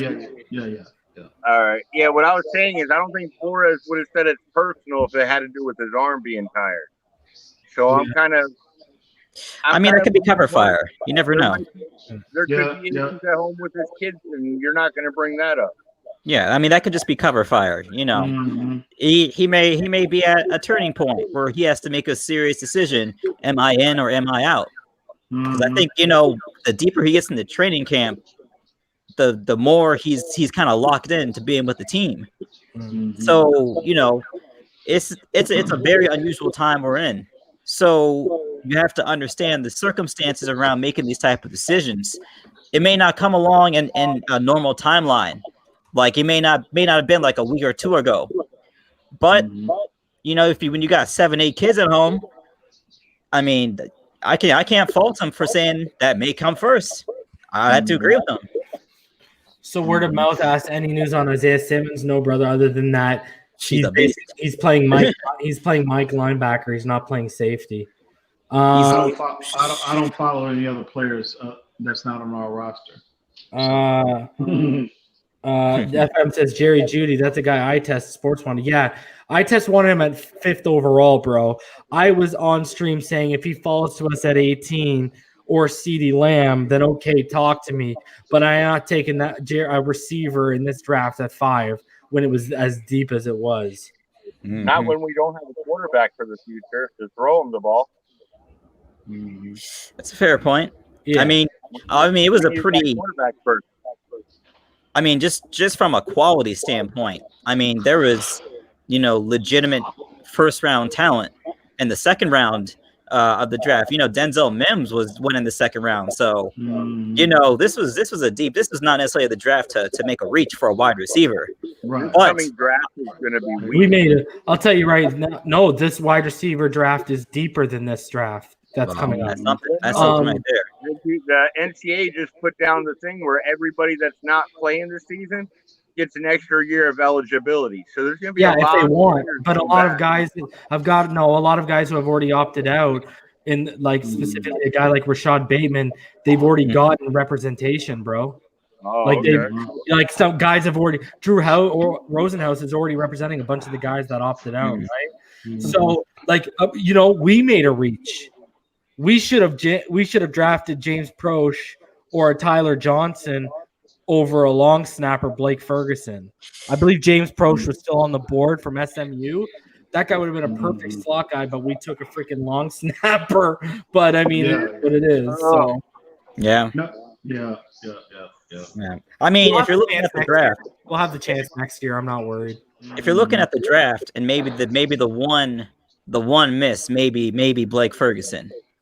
I mean, it's hard to, you know, miss on a player that you don't even really notice too much. Haven't heard Strowbridge's name at all. I heard his name yesterday. There was no practice yesterday. No, I mean, I'm the second day of training camp in the Miami Herald. Yeah, I haven't heard Strowbridge's name. But one. Man. I haven't heard of him being successful in one-on-one drills and pit drills. I haven't heard anything like that. No. Hey, I agree with EM though. How long has it been since we've heard this many names, period, being mentioned out of our draft class? Yeah, not even the first three. I'm talking we're hearing people like Terry, we're our 7th round, showing little flashes every now and then. Well, again, it was highlighted today that Perry and Isaiah Ford were, you know, they were arguably our best receivers today, and they've been our best receivers beyond Preston and Jakeem and Devontae, right? So it looks like Perry is acclimating himself to that slot role, man. And him and Tua seem to be growing something because they've been connecting every day. Yeah. And it seems like Perry's got soft hands, man. I got to give him it. You saw that highlight? Like, it looks like he's got some soft hands on him, bro. And we've been saying, just get the ball to him in open space. He's not the fastest guy, but he's shifty. He's quick. Right. He has short burst explosion. And he's deadly in the open field. And it looks like he might be able to fill that role. And EM looks like he nailed it dead on the head. This is our Julian Edelman or Antoine Randall L. Well, that's what I was about to say. Former quarterbacks. The shiftiness is what gets you. You're right, have it. They're all former quarterbacks. Yep. I mean, that sounds like the profile of a slot wide receiver right there. Shifty, short range explosion, soft hands. I've only seen 2 highlights of him so far, but he looks smooth so far. Word of mouth. I hate to be the one to bear it to you, bro, but if y'all think Tua has been bad, Jalen Hurts has not been good. They're saying he is basically cemented. He's cemented in that number 3 role right now, bro. Yeah. I heard he looks terrible. It's very interesting. Who told everyone that when some guy named iTest was saying, "Oh, draft Judy at 5 and then take Jalen Hurts in the second"? I'm like, are you crazy, bro? This guy's trying to set us I'm not hearing. bro. I'm not hearing anything good about Jalen Hurts. If we wouldn't have gotten Tua, it was all about getting Jordan Love for me. Jordan Love, agreed. Yeah, I think so. Yeah. But I will say this, though, moving forward, the most encouraging news coming out this week was the offensive line in terms of their ability to open up holes in a run game. That has been very, very encouraging also to hear. Also, it's important to note, we got guys that can identify the right gaps. I mean, it's one thing that if your boy Balad, not your boy, but Kalen Balad, Bumlage is out here, breaking one more tackle than me last season. It's one of those things where maybe some holes that may have been open for him, he didn't even see them. And if he went through them, he didn't really make a lot of progress. Right. Jordan Howard, and you got Matt Braden now, it's a whole different situation. You got Myles Gaskin looking good. And if you listen to Eric Studsville, that's the trait that he highlighted with those 3 running backs. Breida, Howard, as well as Gaskins. Their vision. That's what he highlighted when they interviewed him. And so, man. Read what I found out, bro. Yeah, I like it.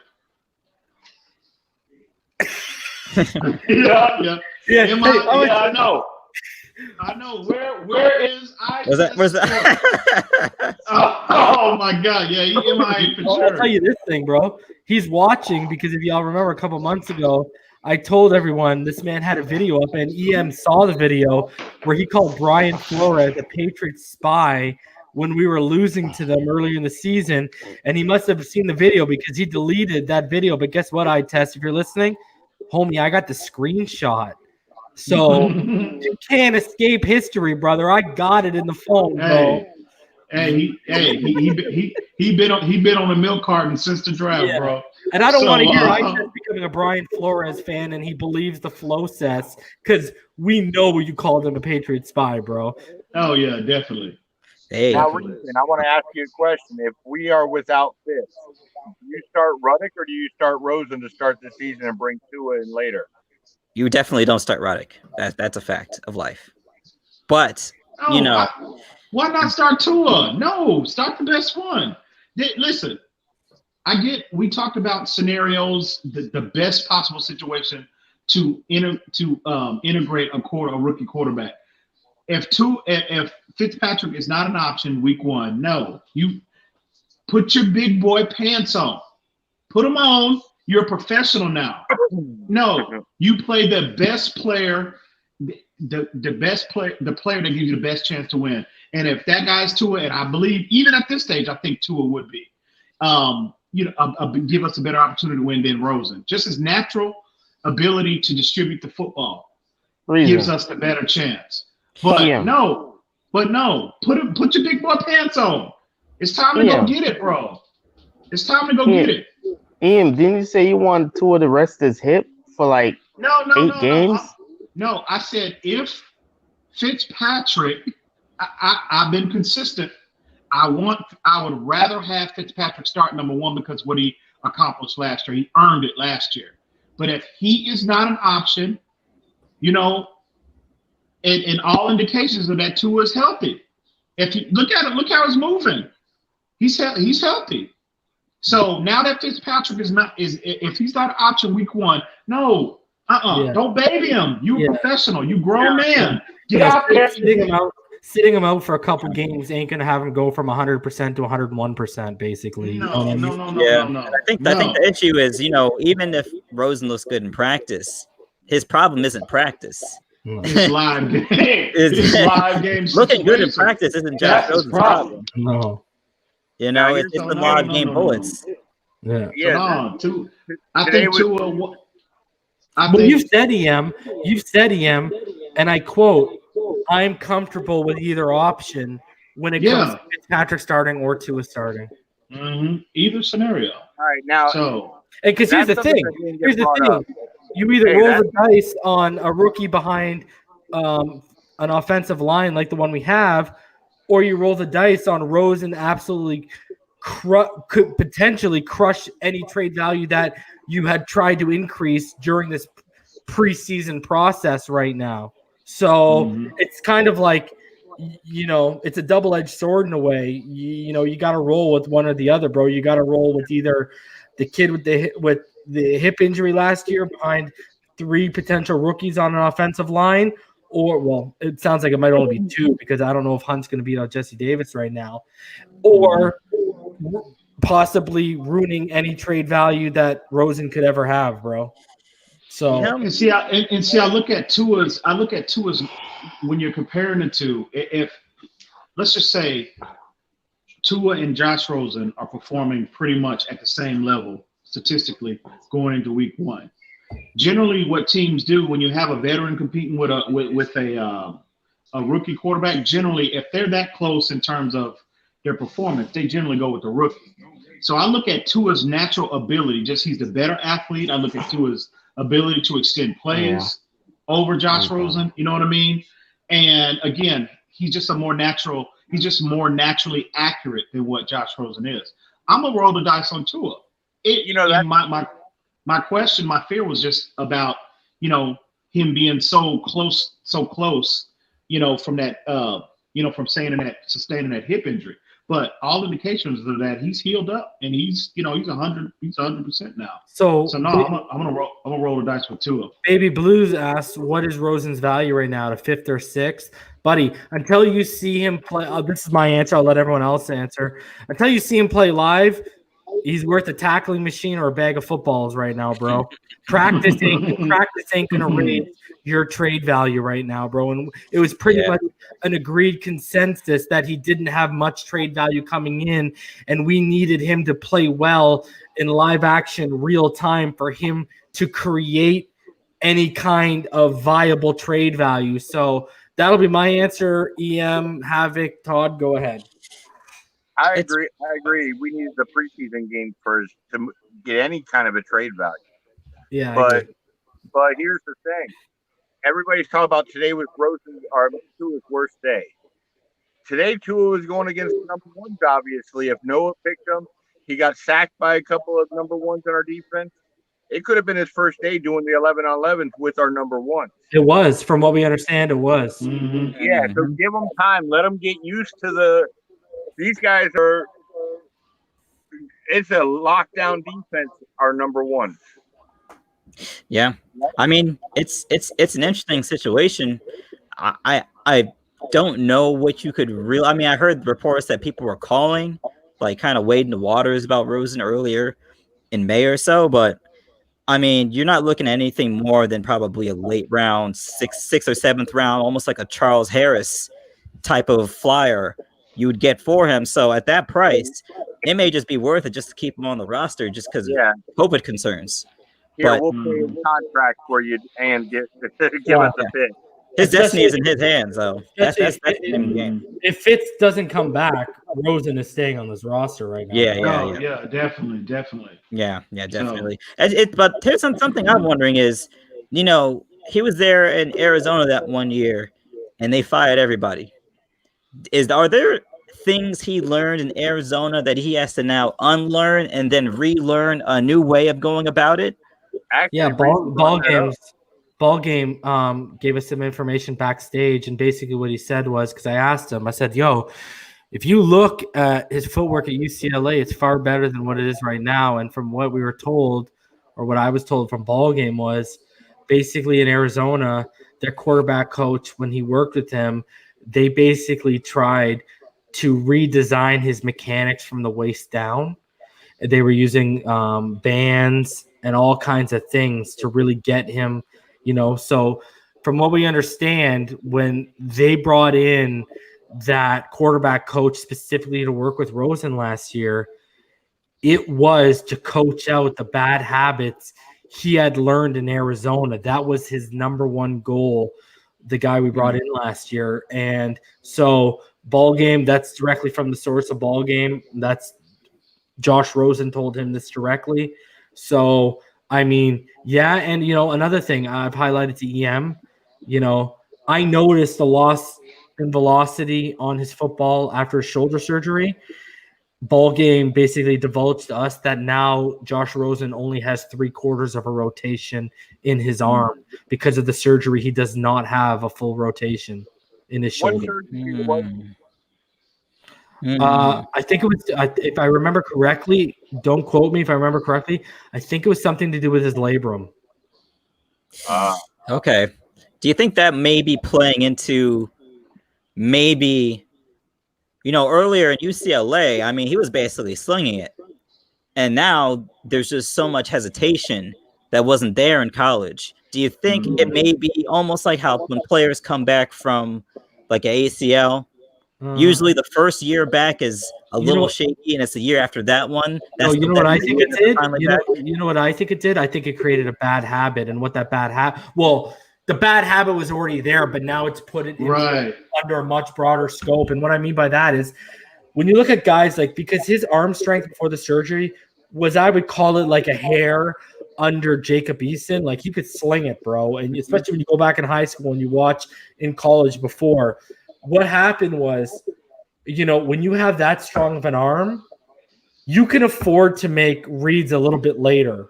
Because because of that arm, you can fit it into that window a little bit later because of how much velocity you're putting onto it. The problem is through JV, through high school, through up into college, and before that surgery, he basically trusted his arm to the point where, hey, even if I'm a little late, I can get it there. And not only does it come into, not only do you kind of oversell yourself on that with your arm strength, but also, I say this all the time, when you're facing 11 guys on the other side of the football in college, 8, 9 of them are usually jabronis, especially when you're playing at UCLA, right? You're not in the SEC, right? So what I think is the habit has now got worse because I think he still thinks he can get away with late reads, and that's why you see a lot of his picks are late reads, man. And it's because he thinks he can get away with it, fitting it in, when he's got to realize that, yeah, you can get a little bit of that velocity back, but you need, I tell EM this all the time, you need flawless mechanics. That's how you're going to get that and you're only going to get a little bit back. You're not going to get that zipping loss. And so I really truly believe he's got that bad habit of he still thinks his arm is strong enough to fit it in when he makes a late read. So maybe just being drafted by a bad organization to change all his footwork and everything. Yeah, truly. Yeah.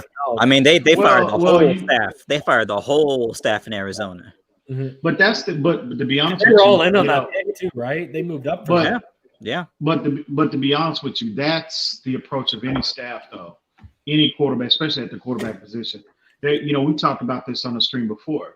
Every coach, when they draft a quarterback, they're gonna evaluate them on tape, and they're gonna highlight the deficiencies. They're gonna scale their game down, break their game totally down, and be rebuilt according to the vision that coach has for that particular player.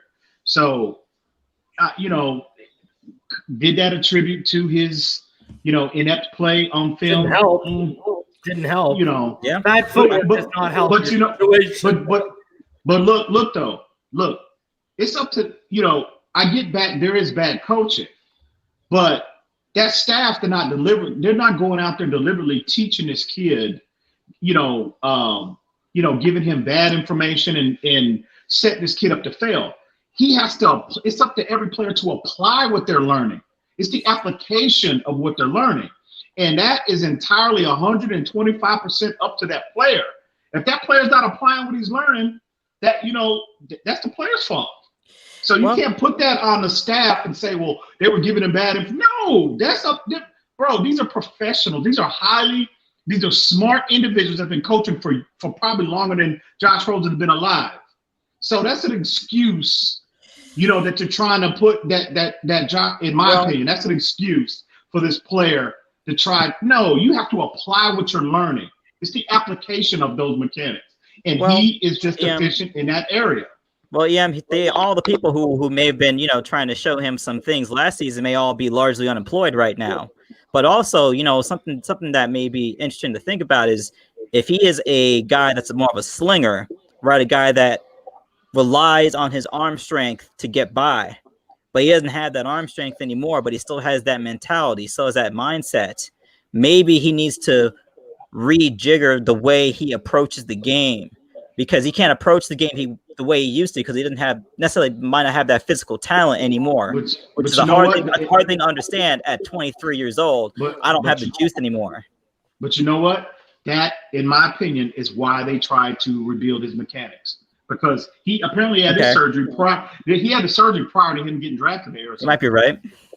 So that is the reason why they had to scale his game down and try to rebuild his game. But again, that's up to the player.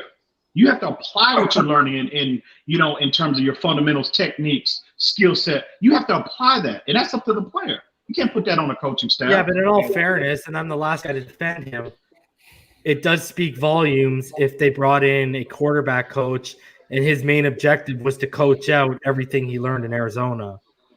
Well, we don't know if that's entirely accurate. We don't know that. Well, dude, we can't say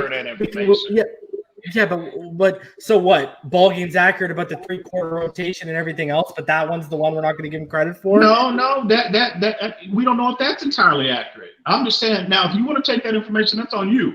I'm just saying, me personally, when we're talking about, you can't put that, when we're talking about the staff itself trying to rebuild this kid's mechanics, okay, and we're putting the blame all on the coaching staff. No. No one's putting the blame on the coaching staff. We're talking about just his footwork. No one's putting the blame of his lack of ability to process, his pre-snap reads. No one's putting that. All we're talking about is specifically the footwork, because that's what I'm talking about. But here's the thing. Ball game knows Josh Rosen better than any beat writer out in Miami right now. I agree. Mm-hmm. So, Ball game has been pretty consistent, pretty credible, and I don't think Ball Game's going to be out here lying about that kind of thing. No. I agree. Listen. I'm not trying to say that he is. What I am saying is, in terms of, I'm not saying in terms of trying to, put all of the onus on the coaching staff. No one is. We're just talking about the footwork, because it's clear they made that a priority, and then it's clear last year that the Dolphins made it a priority to coach it out of the kid. That's all we're saying. Yeah, so it might be a situation where they may have tried to coach out of him, but they went about it in the wrong way, and maybe he may not be the talent they may think he is. Coach the footwork out of him, that's fine. But he's still got to be a good processor. He's still got to be able to roll through his progressions. He's still got to be able to be efficient pre-snap and post-snap. And those, you can have the best footwork in the world, but if you don't have those four things, and he doesn't throw with, he hasn't highlighted amazing anticipation to me. So, you're going with these, and he hasn't highlighted elite ball placement. So when you're adding up all these other things, you can have the best footwork in the world, but if you don't got those other things, your success rate, or at least a couple of those other things, your success rate is going to be low. I don't care who you are. No. My point is that, in terms of the Dolphins bringing a quarterback coach in to coach him specifically, it's not the fact that they did that, it's not that what the coaching that he was receiving in Arizona was bad per se. It's just that philosophically, Flores just might have a different way of coaching his players. So again, in terms of casting a negative light on this kid's on that staff in Arizona, the whole staff got fired after 1 year, bro. Well, no, they got staff. They got fired for selecting Josh Rosen. That's why they got fired. Yeah, but also part of selecting the kid is also developing him, bro. I agree. They selected him. They worked with him, and they saw that y'all made the wrong pick, and you guys have worked with them, and you haven't done a good enough job to represent that pick as the number 10 overall, man. Like, I mean, that's a pretty big indictment when they can't a whole freaking staff. I agree, but again, okay, so he gets drafted there. They trade him to Miami. No, it's okay. It's okay to say he got a little bit of bad coaching, bro. Like, it's no. World, bro. You don't look like a Rosen defender. I'm just saying. No. He gets traded to Miami, and he gives you exactly what he gave you in Arizona. So should you fire Brian Flores? Well, did they fail in coaching him up last year? Should they get fired? But context is everything. Clearly, they identified what was wrong with them, and they brought in a quarterback coach. And clearly, they've identified some of at least the footwork that was wrong with them. They could trace it back to Arizona. I just think that's another excuse, bro. I think it's another. I just think it's another excuse. Anything, bro. I don't know what to say. Yeah, I just think in terms of his situation, he may not have the requisite talent they thought he had to maybe completely rejigger his game to make up for the loss of arm talent that he may have gotten after the shoulder surgery. Mm-hmm. So that's all I'm saying is, one, he may not necessarily have the ability to reformat his game, but he also, on top of that, may have gotten coaching from a staff that to this day may still be unemployed because of, partly because of, not just what happened to him in Arizona, but in general, what happened in Arizona. I mean, it was a walking dumpster fire. Sharif, I'm just going to say to you, please no conspiracy theories. Don't bring up Tom Hanks, bro. I don't want to hear nothing about Tom Hanks in Greece. I don't want to hear nothing about Tom Hanks in Greece. We haven't heard from you, Sharif, since training camp started. So what are your thoughts, bro? Hey, how's it going, Miami Dolphin fans? How you doing? How's it going? What's going on, Sharif? What's going on, man? Wake up, Sharif, bro. Yeah, I'm looking at the cut downs, and I'm looking at the interesting moves that we spoke about, Ashton Davis and McKinney, and I really wanted them. Reason you know how we felt about them. I didn't like McKinney. All right, I actually like McKinney. I like him over Grant Elford, but what I'm seeing and they're not doing anything with McCain. I mean, we're talking about maybe us transitioning a Xavier Howard or Tankersley who's now gone, but they're not moving McCain. So is McCain in God mode? Is McCain taking a step? Whoa! What I want to see. God mode. That's a big word. The guy had on his birthday, brother. I don't know what you talking about. Did you pull a diamond Bobby McCain when you're unpacking those mutt packs? I mean, let's follow now. We know this is only 2 years, but we know if Flores loves someone, he would probably not fool with it, right? And then if a guy is not working in his assignment, he still loves your athletic prowess. He would fit you somewhere else. They're not moving, Bob. In fact, they're not. Guess who's still the Mike linebacker? Who? Guess who's still the Mike linebacker? Who? It ain't Jerome Baker. It's Gruger Hill. It's a Landon. No, it's a Landon Robertson. Well, both of them, a Landon Robertson and Gruger Hill. It ain't Jerome Baker. Yeah, because we highlighted earlier, Sharif. I don't know if you're late, but basically they said Gruger Hill and Landon Roberts have basically put Raekwon McMillan, quote unquote, buried on the depth chart, and that's a Mike.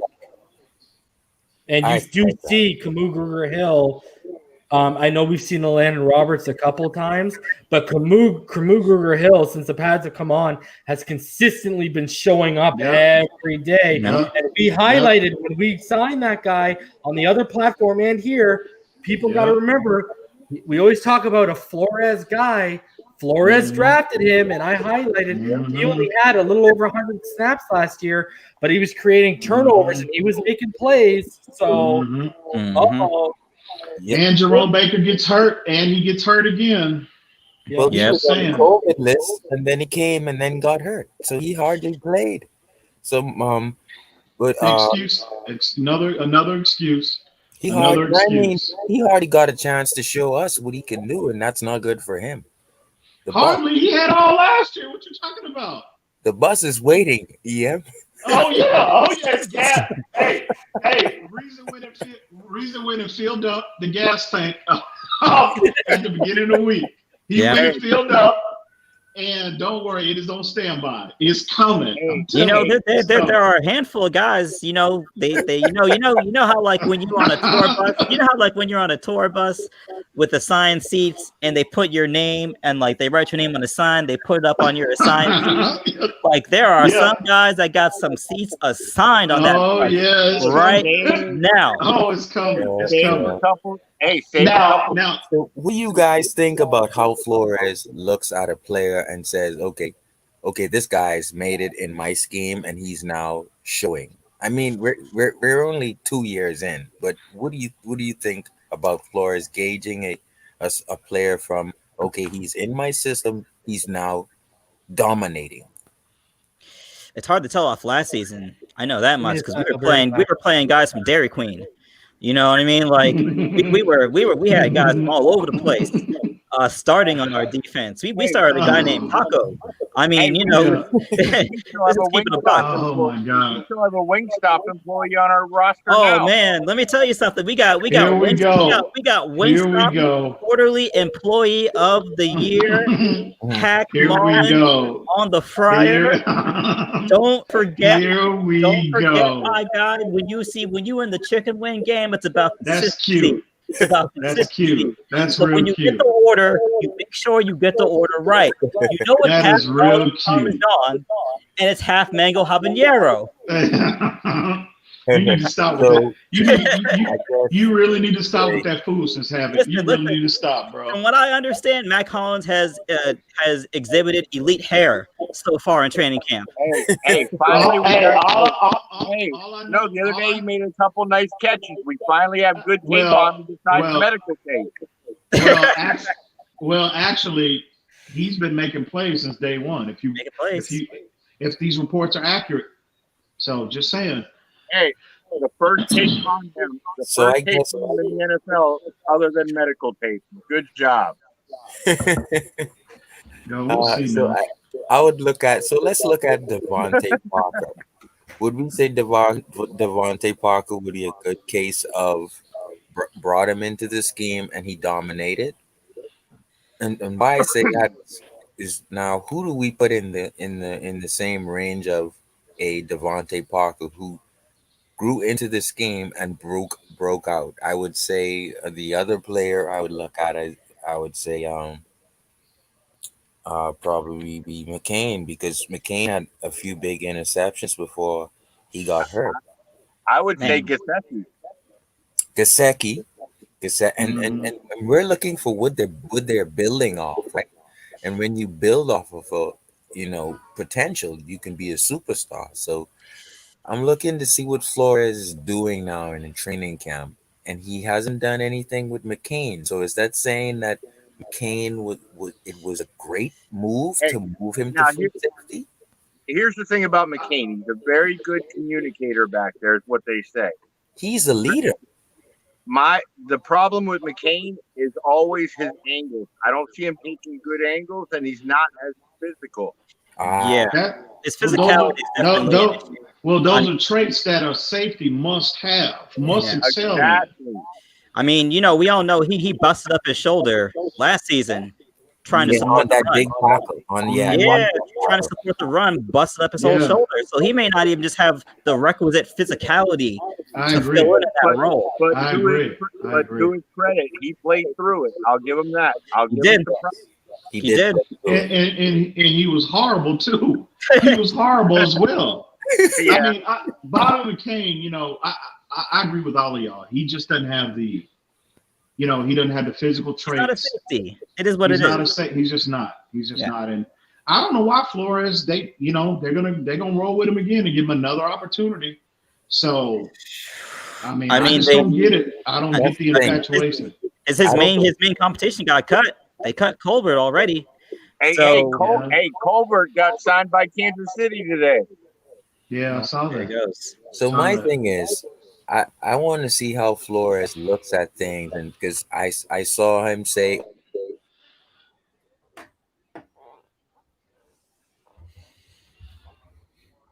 tongue-tied.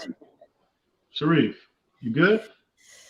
He may have got cut off, but I do know Wingstop owes me a check. All the free pub I've been giving him on this channel. I could have shouted out a number of chicken wing places. I could have had him working at Trick Daddy's chicken place. I could have had him, Publix. No, Buffalo Wild Wings is where it's at. Buffalo Wild Wings. That's where it's at, homie. You know, I know what's called. Pizza Hut has those trash wings. What they call them? Down here we got Hurricane Wings, which are the bomb. Okay, I don't know about Hurricane Wings. I'm up here in New York City, actually, so I don't know about Hurricane Wings. That's what I'm saying. That's why I said down here we got Hurricane Wings, and they are the bomb. Okay. Having you ever gonna move back to Florida, bro? No. Why? No. I lived in Florida for 25 years. That's enough. What? Oh, I hear you. That's enough. That's enough for me. I've had enough. The one thing I've always wanted to know on this channel, reason. How do you, all the way up in Canada, become a Dolphins fan? Oh, I've told this story multiple times. I've never heard it. Oh, okay. So basically, I'm a Pittsburgh Penguins fan from the country of Canada, right near Leafs Nation, basically, which is like blasphemous. And I'm also a Dolphins fan, obviously. And basically, the both family ties in terms of one of the first pictures of me as a child. I was born in 1985, and one of the first pictures of me as a child was my dad holding me in his Dan Marino jersey. So I was born into a Dolphins family, and same with my brother. Mario Lemieux entered the league in '84. My brother is older than me. He's older than me by about 13 years. So he was a Mario Lemieux fan when Mario entered the league. So same thing. Basically, my brother was a Mario Lemieux fan, leaked over to me, and then same thing with my dad. Big Dan Marino guy was around 72 and all that jazz. Okay. So Pittsburgh connection. Yeah, so it leaked over to me, and I played the position. The reason why I played the position in rep high school and obviously then into college, my number was 13, bro. So I mean, he was, Dan Marino was basically like my idol growing up. I mean, if you met him, that would change. Yeah, why? You got the dirt on Marino? Yeah, it was more so the player, not the. I don't care about the person. It was the player, the competitor. Like, I grew up. I'll tell y'all right now. Second place is the first loser. Okay, I grew up with that competitive spirit, bro. Since I was a young kid, man. Second place, the first loser, bro. I remember because I played rep baseball, rep hockey, rep football. Dude, I remember when I was like I stopped playing baseball. I got my arm from baseball, and I stopped playing baseball when my grandpa died because my grandpa had never missed one game, and my grandpa passed away in 1997. And some of the best memories for me was he lived with us. And in 92, 93, I watched back-to-back World Series with the Toronto Blue Jays in his den. Some of my best memories. And I never picked up a bat after he saw my first home run, saw my first RBI. He saw all my first in baseball. And that was his bond because my dad did leave when I was 8. And, you know, my grandpa was my dad's dad, and he stepped in and stayed with my mom and my sister from a previous marriage with my mom. So I was the only blood relative in the house, and he stepped in for my dad. And baseball and wrestling were our bond, like Saturday Night Main Event. I don't know if y'all are old enough to, I know Todd probably is, but Saturday Night Main Event back when it was popping and stuff. Unsolved Mysteries. Y'all remember Unsolved Mysteries? Oh, okay. Yeah, exactly. We used to watch that together. Like, and baseball, man, my mom tells me all the time, you should have stuck with baseball. I was a bat catcher. And I couldn't play it anymore, man. And I devoted more time to football. I was already playing it, but when I was already playing at the rep level, but when my grandpa died, then I just went like head first, knee deep into it through high school, got a scholarship, et cetera, et cetera.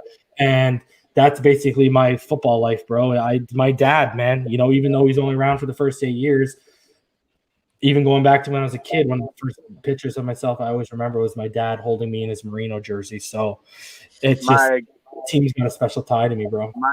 My first football game was with my great uncle. He was the one who supported me the most growing up.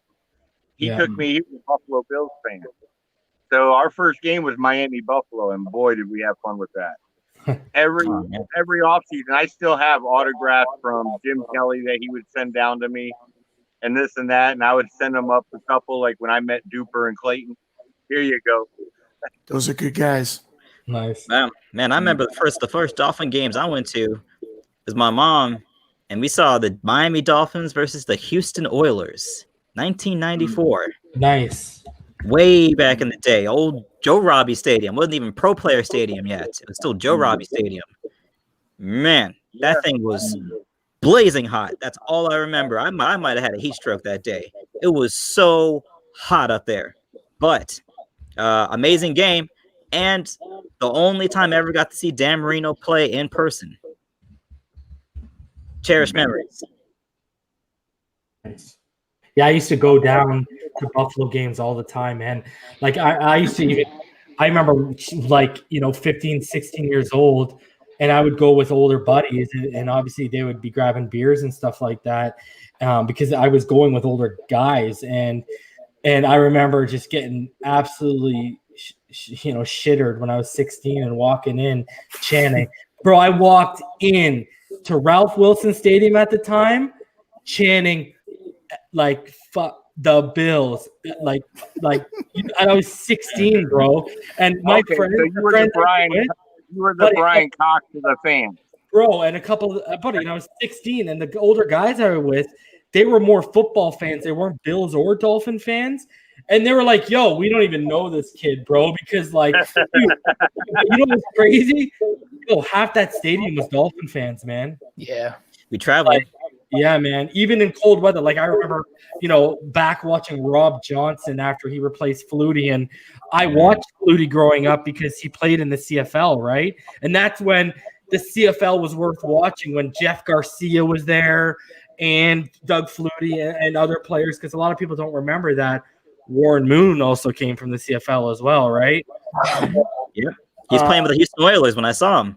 Yeah, exactly. So it was when they were actually worth watching and stuff like that. So yeah, but yeah, that's basically my background with that.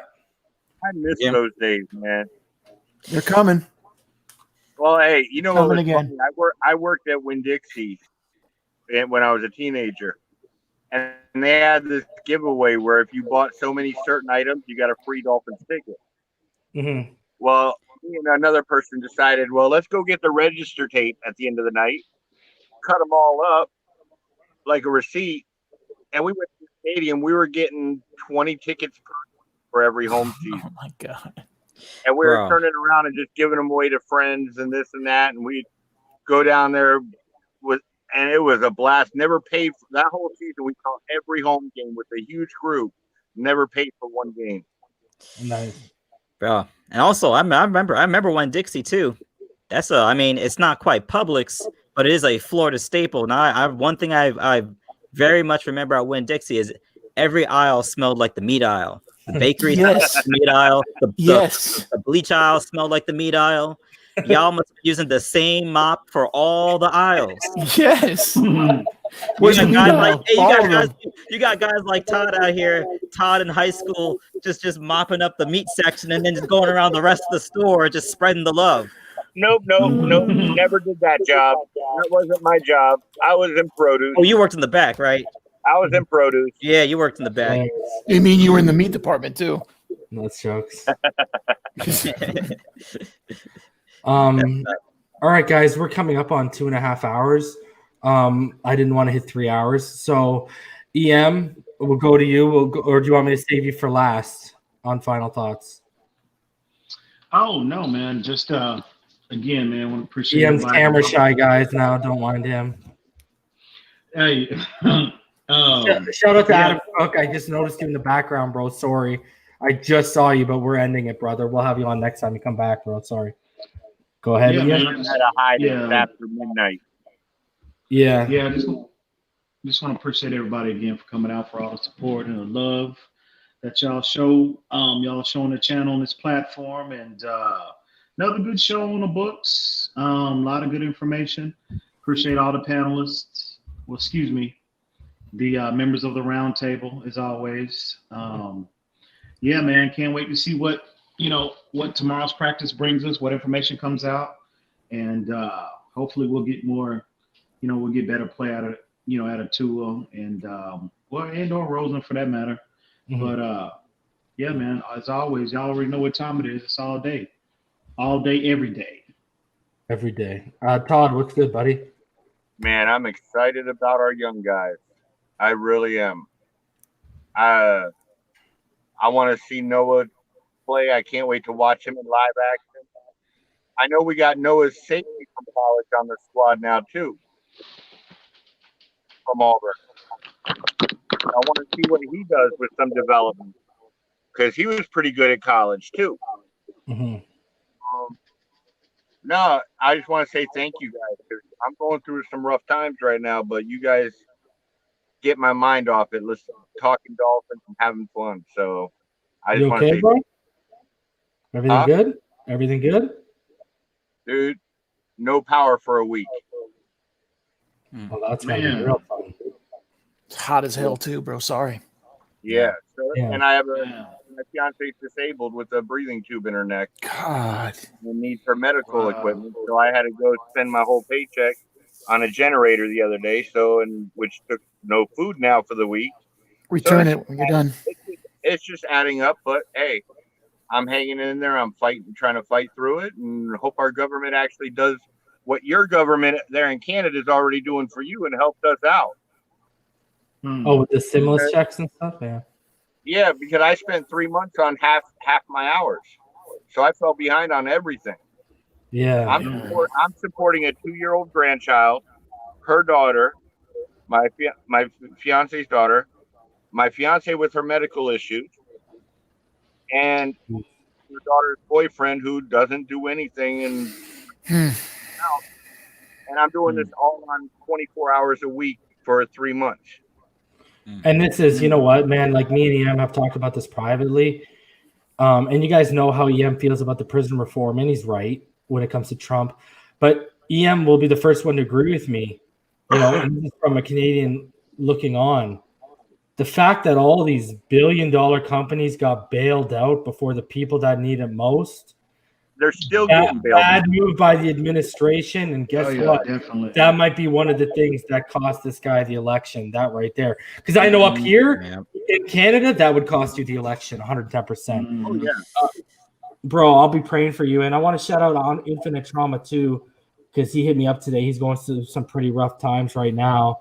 So, man, all y'all need to send your prayers out for Todd and for Infinite Trauma, because there's a lot of people going through it out here, man. And, Todd, if you have a PayPal or whatever, feel free to drop it in the link if anyone wants to help Todd out, because, that's a good man right there taking care of his fiance, basically on a breathing machine, guys. Like, that. You know what? She was perfectly healthy up until the day before her grandchild was born 2 years ago. She had a brain aneurysm burst.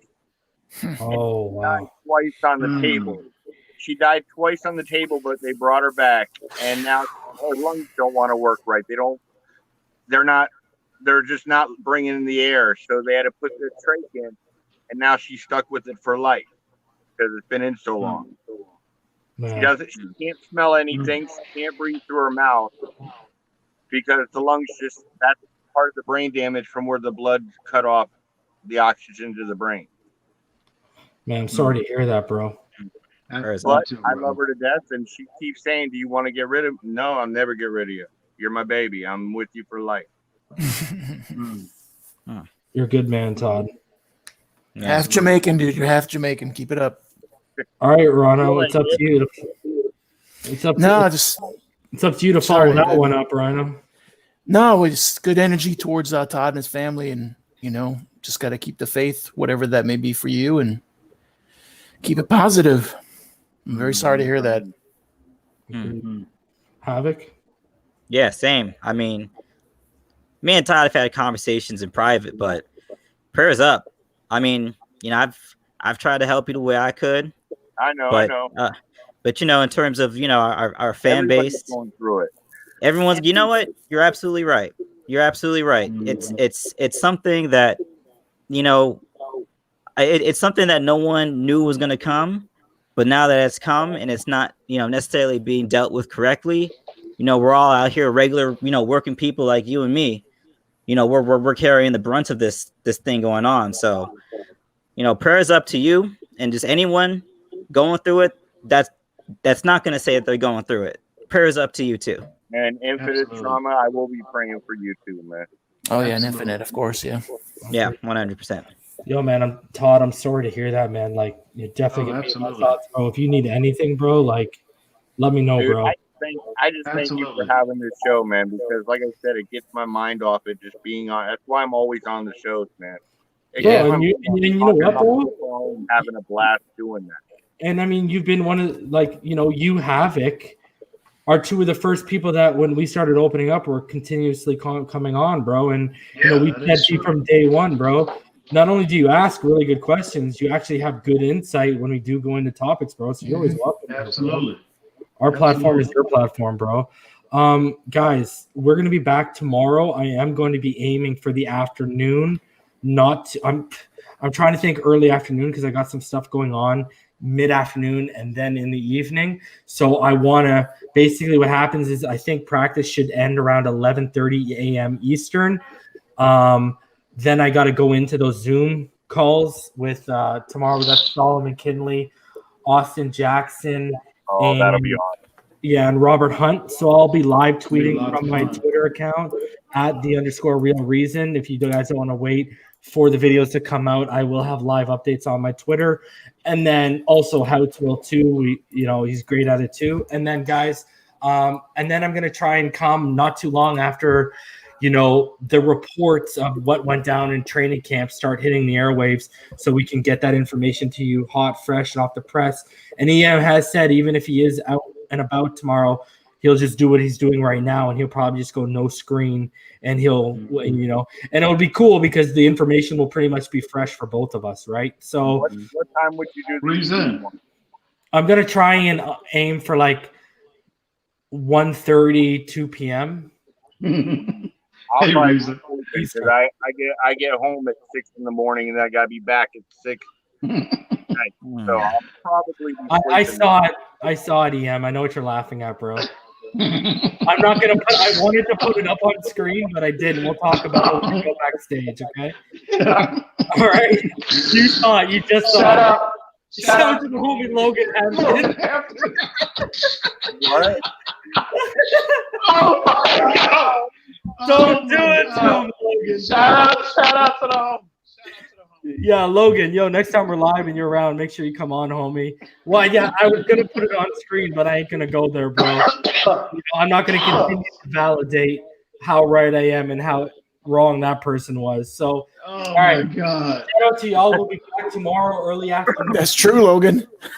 Much love.